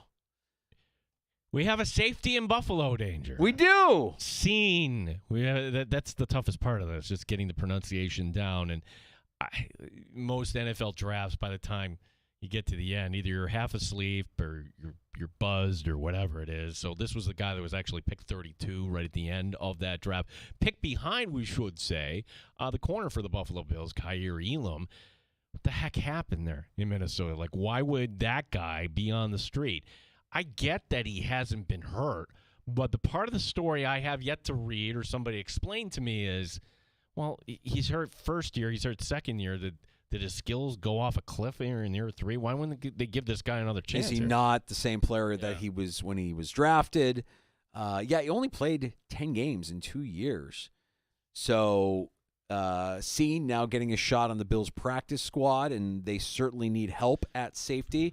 When we saw Scene in college, it was magnificent. We had Chris Trapasso on with us last hour and talked about how great he was. He had him as a first-round guy. Yeah, this is the college national championship game where Georgia beats Alabama. Sidebar, did you see the Nick Saban commercial with the Verbo? I haven't seen it yet. Fantastic. Okay. Oh, my gosh. A+. Anyways. I'm sure I'll see it at least. You will see it 5 dozen when times. When you see it, there's a lot in there. Just like I saw the LeBron one for the first time last night. You were telling me. You get the caramel candy out of your pocket without the wrapper on it. That's disgusting. Yeah, by that's the way. disgusting. And actually, LeBron's. I think that's actual laughter LeBron has there. I digress. This guy Scene was actually the defensive MVP in the national championship game. So was he that good to begin with, or you see that on his resume and, okay, this guy is a talent. Look at him in this game. Did he just play the game of his life that night? This underscores to me what we've been kind of fearing here is that, hey, the safety position, Mike Edwards was let go by the Chiefs. They let him walk over to the Buffalo Bills. And Damar Hamlin, we know his story. Cole Bishop isn't right. And Taylor Rapp is right now the best of the bunch. That is a thin position for the Buffalo Bills right now, and they're just trying some other options here. Yeah, and who knows how quickly Scene will pick up the Sean McDermott defense. But you have to feel somewhat encouraged knowing that you have a former first rounder from just 2 years ago residing on your practice squad. Let's see if Scene can stay healthy, stay on the field, and turn his career around potentially here with the Buffalo Bills. There's another note, former Bills receiver. I thought this was interesting. Justin Shorter added to the Raiders practice squad, but not as a wide receiver, as a tight end after he was released on Tuesday. Yeah, so what happened here? Why didn't it work for Justin Shorter? And I think Chris Trapasso last hour laid it out pretty well here. You're a late-round pick to begin with, okay? The odds are against you. But in your first year, in your rookie season, you're hurt during camp and you miss time in camp, well, that doesn't bode well, but at least kind of buys you another season. And then when you get to the other season, in those preseason games, well, now you're downgrading to Ben DiNucci and just trying to run the ball and get out of there. So it wasn't much of an opportunity shorted a show. But even that being said, Danger, when in camp did we ever say, we certainly saw Shavers out there, but you never came away saying, ooh, Shorter. Like, what happened with Shorter? The Raiders taking this position that they're going to try him as a tight end. And other teams have tried this. In fact, a receiver that we all consider a bust, if I had to say, who's one of the biggest busts at wide receiver in the last few years? Well, New England fans would say N'Keal Harry. N'Keal Harry, who we drafted ahead of DK Metcalf. Well, N'Keal Harry let go, and he's bounced around. The Vikings brought him in, and this camp, I didn't even know this, they moved him to tight end. He didn't make the team, but he's on the Viking practice squad now as a tight end. I think it's just a semantics thing. Like, is he a tight end or is he really a wide receiver? I think that line is really, really gray. Well, it's gray, too, and maybe some smart team will say, hey, when it comes to price structure and whatnot, you're a tight end. You're going to make less money. Right, yes. But we've seen this before. You mentioned Harry, and I think that line between what is a wide receiver versus what is a tight end is getting blurrier and blurrier. And let's face it, if you're Justin Short, if you know anything about the guy physically, he's a big dude. He's built, and you can continue to grow and get those gains in the weight room, become a little bit of a bulkier guy as a tight end moving forward, and that might be your best opportunity to latch on with a team and make a final 53. But for now, it's the practice squad with the Raiders. Former day 3 pick of the Buffalo Bills, Justin Shorter, after being released on Tuesday, landing on the Raiders practice squad. We have clarity courtesy of Mr. Mayo in New England. Gerard Mayo, we'll never forget his first name, how to pronounce it once again. A little bit of a surprise. They didn't go with the kid, Danger. They went this with wasn't Jacoby a surprise. I thought they were going to go Brissett all along. Well, that's a smart thing to do because you go with the kid and then he stubs his toe against the Lou Anarumo defense, which shouldn't surprise anybody. How deep a hole do you want to dig? This gives you a cleaner runway to kind of bring him in, maybe through a softer spot as well. And, hey, it'll be Tuesday. We'll reveal our Week 1 Survive in Advance prediction. I'm not going to do it right now, but you don't. I think everybody kind of knows. Well, if you listen to the show. It has the potential to be a game where if the upset happens, a lot of people will be scrambling to get into rejoining like a second chance survivor pool. Right. It'll be one of those type of deals and that happens every now and then. But Brissett already kind of dinged up as well here through the preseason. And even though Mr. Mayo said that Drake May outplayed Brissett through the course of the preseason, it will be Jacoby Brissett behind that patchwork offensive line, the Patriots. Look, I get it. You don't want to put Drake May out there, turn him into David Carr his rookie season. He's back there as a piñata for teams to feast on. That's fine. It's going to be not a matter of if, but when we see Drake May this season. And I would say probably a lot. If you're saying week 5 for Drake May, I'm saying probably before that. I don't think Jacoby Brissett's going to hang on to that role very long for one reason or the other. He's already banged up as well. And this is something that I thought was interesting out of the NFL in terms of how we consume the NFL, because we've been hearing for the last 2 years of Tom Brady in the booth and Tom Brady as the lead commentator for Fox on Sundays. Tom Brady is going into his new role with Fox with one hand tied behind his back. The NFL is limiting his access because of his partial pending stake here in the Raiders franchise. I think you can do your prep work without showing up on a Saturday night in the visiting team hotel and sitting down face-to-face, okay? Tom Brady knows exactly what an offense is, what a defense is. He can get on the phone and do those things. Here's the problem, though. The problem is it extends beyond the prep here, Danger. The problem for Tom Brady is, well, he's got a different set of rules now. As technically an owner in the league, you're not allowed to criticize officials. Correct. So how does that work? or you can't say anything negative, basically. Well, when was the last time you heard somebody in the booth criticize the officiating? It doesn't happen often. I mean, Al will get salty every now and then and criticize the officials. The only example I can think of off the top of my head is actually a different sport, where our own Jeff Van Gundy, he was really critical of the NBA officials, and all of a sudden he found himself out of a job. Yeah, they don't like that too much. So it's almost as if the NFL, with these limitations that they've placed on Brady, have put it on Brady to make a choice here. Either you're a part owner or you're a broadcaster, but you can't do both. And if you're going to do both, we're going to make it really hard for you to be successful at one of them. There's something else that came across here, too, in terms of how you watch the game, and I wasn't aware of this, but this, according to Sal Capaccio, networks are now able to interview home team players in uniform prior to kickoff. Also, networks can now work with clubs to capture pregame locker room content to air prior to kickoff. I don't know if we need that. Is anybody clamoring for, okay, let's go down to Tracy Wolfson, who's standing by with Josh Allen?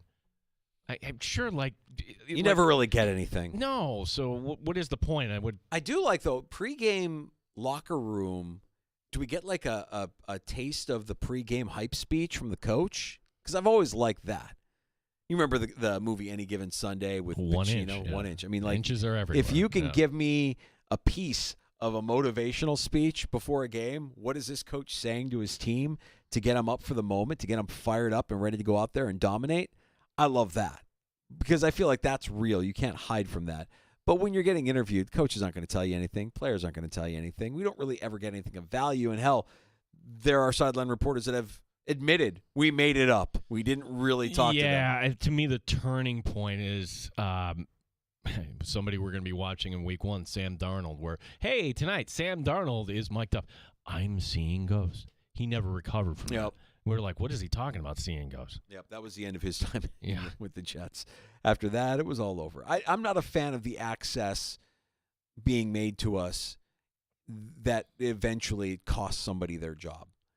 Like the way they portrayed Joe Shane and Brian Daboll, if I'm a Giants fan, I'm kind of wondering, like, our organization's run by a couple of buffoons. What are we doing here? The owner says, I don't want Saquon Barkley going to the Eagles.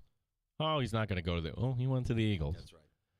So I'm not crazy about that. That the thing that we find entertaining is the thing that was also going to cost some of these guys their livelihoods based on how they're portrayed.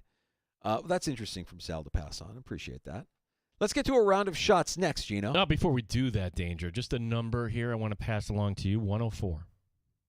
Not Route 104. That's the number of losses the White Sox have now. They lost today to Texas.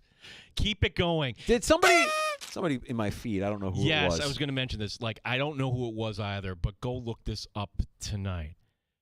Where at first pitch, when I say there was nobody there at the White Sox stadium there, whatever they call it, whatever the corporate name is, there's nobody there. Yeah. They counted 17 people. Yeah, 17. Just over a dozen people. But now, do we know that picture was taken before first pitch? That's the thing that I was wondering. I looked and the players were at their position, generally speaking. Yeah, if you're at your position, that kind of tells me that means the action's underway.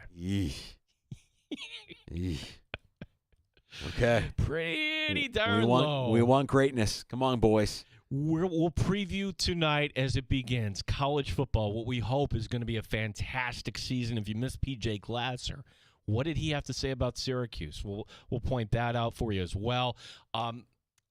Former member of the Buffalo Bills media has passed. We'll tell you who. And also, hey, we're starting the weekend. Shohei Ohtani and Decoy last night. Fantastic. Okay.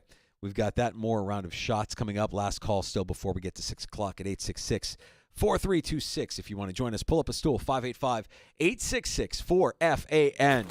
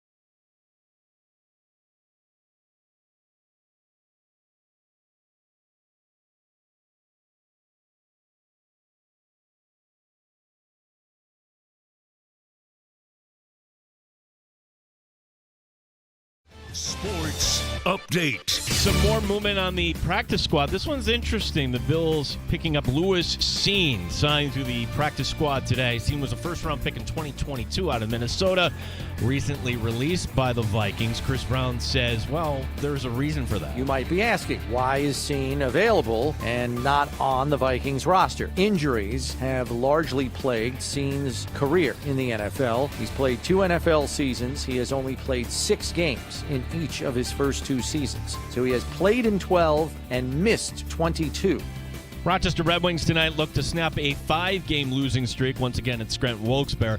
On the Major League scoreboard, Mets and Diamondbacks tied at 2 in the 7th. Brewers shutting out the Giants 6-0. Cardinals over the Padres 4-1. Jessica Pegula winning in straight sets today. Gene Battaglia, the sports leader, the Fan Rochester. The only way to take the Fan Rochester with you is the free Odyssey app. Download it today and follow the sports leader, 95.7 FM and AM 950, The Fan Rochester. Let's get to some shots. Yeah. We close up shop here in the sports bar. We now, Danger, have meaningful football every Thursday night for the rest of the calendar year. Nice. A lot of action tonight, and as we've been talking about, Coach Prime leading the way in prime time. Colorado hosting North Dakota State. Who would have thought that 2 years ago? This would have been the primo game. 8 p.m. on ESPN. Also at 8 o'clock tonight on Fox. It's North Carolina at Minnesota. Well, there are 4 other ranked teams playing tonight, and if any should lose, it would be a really big story. For example, number 22 Kansas is hosting Lindenwood. Jayhawks favored by 49. That's it? Yeah. The UB Bulls open tonight at home against Lafayette. Where's Lindenwood? Missouri. That is in the RIT Women's Hockey Conference. They're one of these schools that they're trying to make the transition to Division I, but it's not going so well.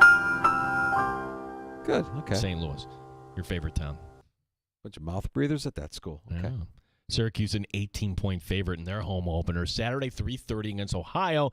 And if you were with us yesterday, you heard how P.J. Glasser, BetQL, loves the Orange in this matchup to cover. Not necessarily because of SU, because Ohio lost so much in the portal this year. That's going to be on the ACC network. Yeah, we didn't really get. I mean, he also said this might be the only time that I back Syracuse this year. I know that hopes are high for Syracuse, but let's see it. Let's see if all the hype is deserved. It's a new season. It's a new coach. It's a new quarterback. It is laying out nicely. Like schedule who is is on nice. The schedule. Schedule is nice. Yeah, it's very comfy. Here's the lineage of Buffalo Bills beat reporters for our sister station on WGR in Buffalo. Currently, of course, it's Sal Capaccio. Before that, it was Joe Biscaglia. Before that, Chris Brown. Okay. And before that, Jeff Morrison. Jeff Morrison, good dude, worked for Adelphia Communications. We lost him yesterday. Jeff Morrison was 69. It's way too young, and I never got the chance to meet him or know of him. But, man, that's a job that when you see the guys that have done it, when you just rattle off that list, like, oh, these guys were all very good. Yeah, and Jeff was just kind of one of those ball busters, old-time type of guys. And when he was done, he was done. And I always respected him for that. It was very sad to read that news today. The Nighthawks re-signing Connor Fields to a 4-year deal. 56 goals last season. That was second in the league. So this deal is going to keep him here until the 2028-2029 season. What happened to that report that the Nighthawks found a local owner? We haven't heard anything. We have not heard a thing. And here's what I can tell you. When we read that, and I'm not going to give the reporter any credit because, well, that was, what day was that? A couple of weeks ago now. Yeah, last week. Local owner, okay, and we reached out right away, and the Nighthawks are like, we don't know what you're talking about.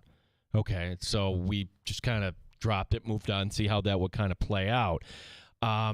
There is a league meeting this week, and what we can tell you is that there's another franchise, Panther City. They are rumored to be either folding or moving to Charlotte. It's one of the two. Once that gets resolved, then free agency begin on Monday. So that tells me, all right, any ownership change we'll know when we come back from Labor Day. I think one way or another, we don't have to worry about the Nighthawks in Rochester. Did we ever figure out where Panther City is? Oh, yeah, it's in suburban Dallas. That's, Panther City is Allen, Texas. Oh, okay, got it. Which you would think that would be really big down there, and just never took Lacrosse in Texas? Because, and I have a friend in the Gordon family, big listeners of the show, and they'll probably be at Three Heads. He's dating a girl down in Texas. He goes down there. The northern suburbs and the Metroplex, lacrosse has exploded down there. Interesting. Yeah, but where the team is played, it's nowhere near where they should have put it in terms of their fan base. Sure. Speaking of contract extensions, Steph Curry gets another year tacked on, 1 year. $62.6 million in 26-27.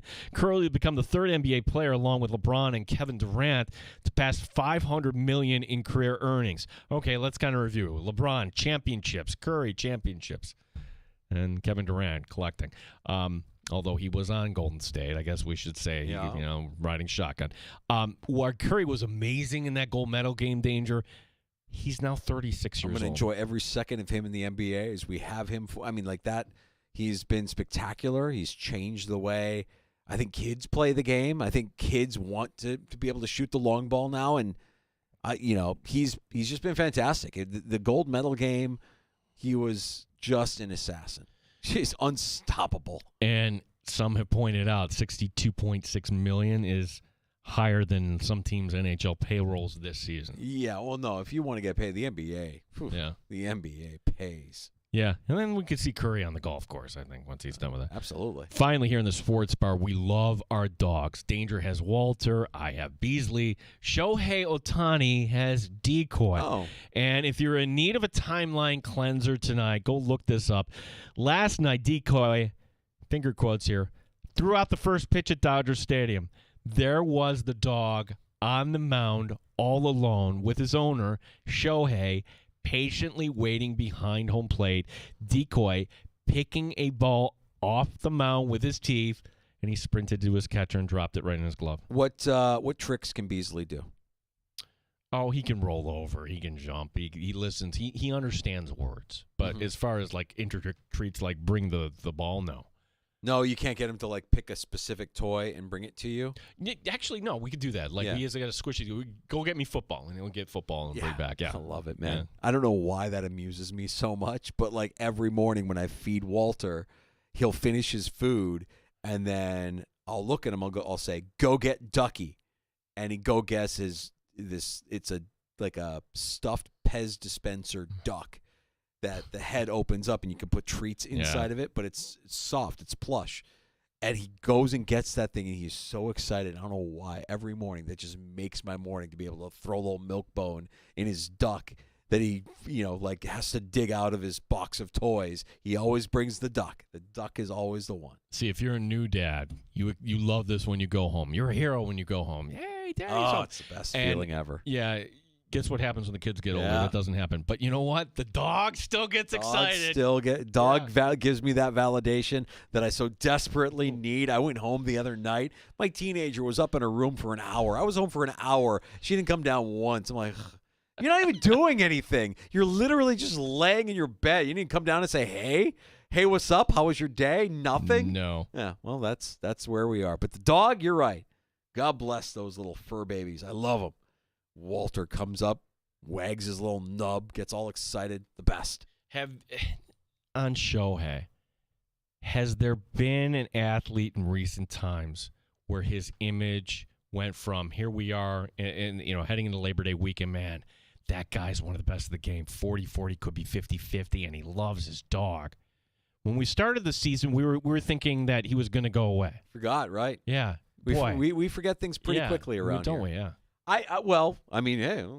Innocent until proven guilty. It turns out his interpreter was guilty, so I guess his interpreter's fault. Shohei's clean, right? We're going to believe that?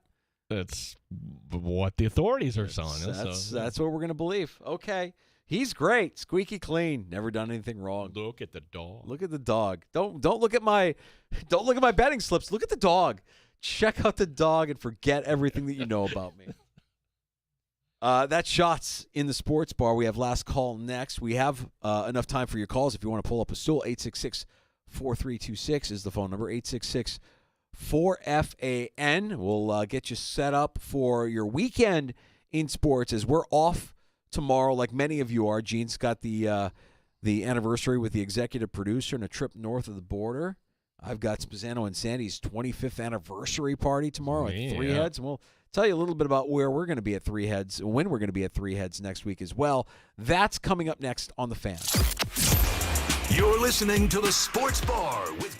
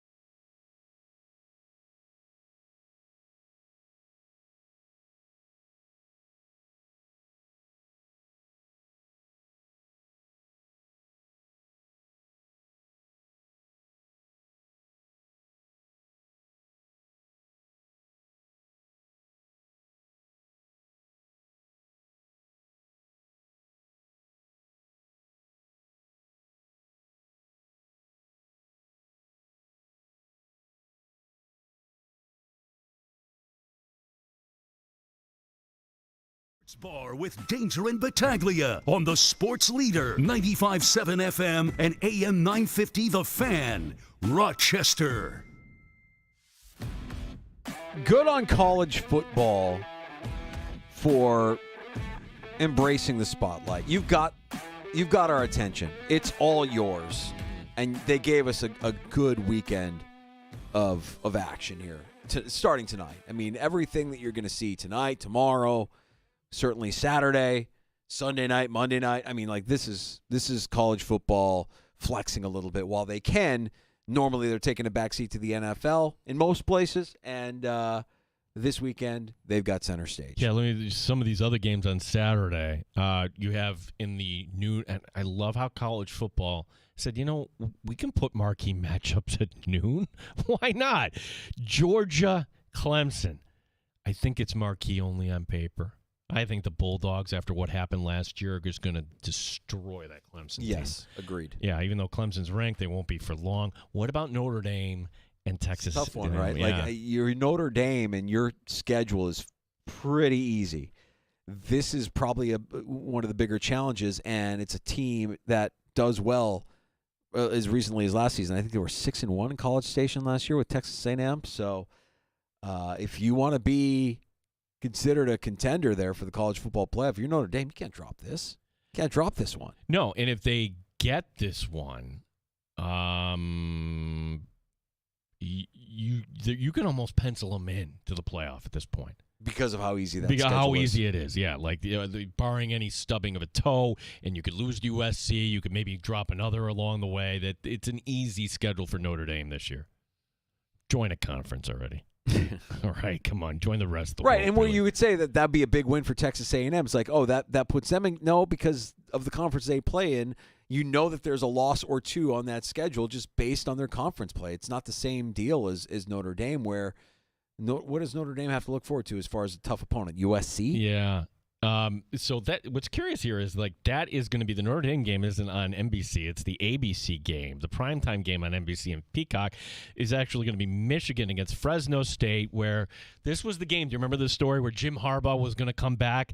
And then, oh my God, that might be a little too brazen. So they're going to have the Harbaugh parents coming out, and everybody will wave to them. Michigan minus 3 touchdowns in this game. Yeah. Kind of hard not to like them there in that spot.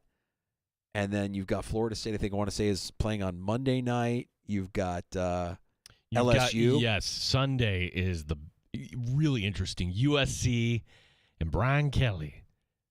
Yeah, 7:30 Sunday night. Guy's a fraud. It's a great night to be a Tiger. I'm here with my family. A game in Vegas, by the way. I just don't like that guy. Just do not like that guy. Oh, God, could you imagine being in Vegas the weekend of this game? You got all those people from LSU, all the LSU alumni descending on Vegas, all the California fans, USC fans making the drive or flying into Vegas. Fun. What a fun atmosphere. That's going to be insane. Yeah, and then Florida State, are they going to be 0-2, Danger? They're beating Boston College. I mean, they shouldn't have lost to Georgia Tech. Well, I mean, is Uyunglele still on the team, or did he transfer? I haven't checked the wire in the last 2 days. What's his next stop? UB? Yeah.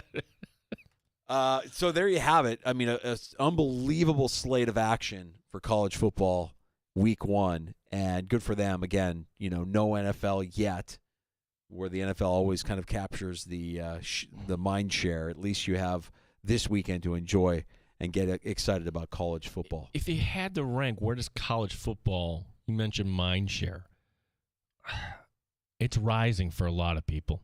Yeah. Is it not? I think it depends on where you live. Yeah. I mean, in the South, they ain't talking about the NFL the way we talk about the NFL. No. You go to Atlanta? No, college is king. That's right. Next week, since we're off tomorrow, long holiday weekend ahead, of course, Gene's going to take the executive producer north of the border and spend their anniversary in Montreal. Tomorrow, I'll be at Three Heads for Spezzano and Sandy's 25th anniversary. Our friends at Yacht Club performing as well at Three Heads. Yeah. Like, I'm bummed that I'm not going to be able to see that. And look, your wife, Spezzano, they're as approachable as anybody. You're going to have a great time out there. It's going to be a lot of fun tomorrow night. And then we return, Gino and I return to Three Heads on Atlantic Avenue in the neighborhood of the Arts Thursday afternoon from 3 until 6. We will be there for our live show to kick off the NFL season. And when we come back on Tuesday, I'm going to say that this might be the most packed show we've had in quite some time. Maybe it'll be the most packed show all year. Matt Perino, Syracuse Post Standard, because we're going to have Michael F. Florio, because maybe your draft already took place, but you got to optimize that lineup. Maybe you still have a few drafts. Michael F. Florio is going to be a regular here in the Sports Bar from the NFL Network. He joins us Thursday. We will have the Week 1 Survive and Advance. And another headline, Tuesday, bold NFL predictions. Think about this, everyone, all weekend, and then we're going to write it down on paper. We're going to see how close we got at the end of the season. Bold NFL predictions for 2024. And we're going to hold you accountable as well. So when you call in at 866-4326 with your bold prediction, don't think that we're not going to write it down and bring it up again when the NFL season comes to its conclusion and we revisit all of our bold predictions. Don't be one like, oh, yeah, I told you the Colts are going to win the division. That's right. Yeah. No, you have to actually put your name on it, come up with your bold prediction, and then you let us know on Tuesday. We'll save it for the season. We'll come back at the end of the season, revisit all of our bold predictions, and laugh at just how foolish we were when we thought we were so smart before Week 1 of the NFL season. If you missed Chris Trapasso, if you missed Josh Reed from WIVB in Buffalo, just check out the free-to-download Odyssey app. You can get that wherever you download your Odyssey, AUDACY. Obviously, it's free. And with Rewind, you can go back and listen to any part of the show that you may have missed for the next 72 hours. You still have a great pod to get to as well if you want to play some wagers before this weekend's college football action. Check out our guy, PJ Glasser, who joined us yesterday as well, wherever you get your podcasts. Thanks for listening. Enjoy the long holiday weekend. JR Sport Brief next on The Fan Rochester.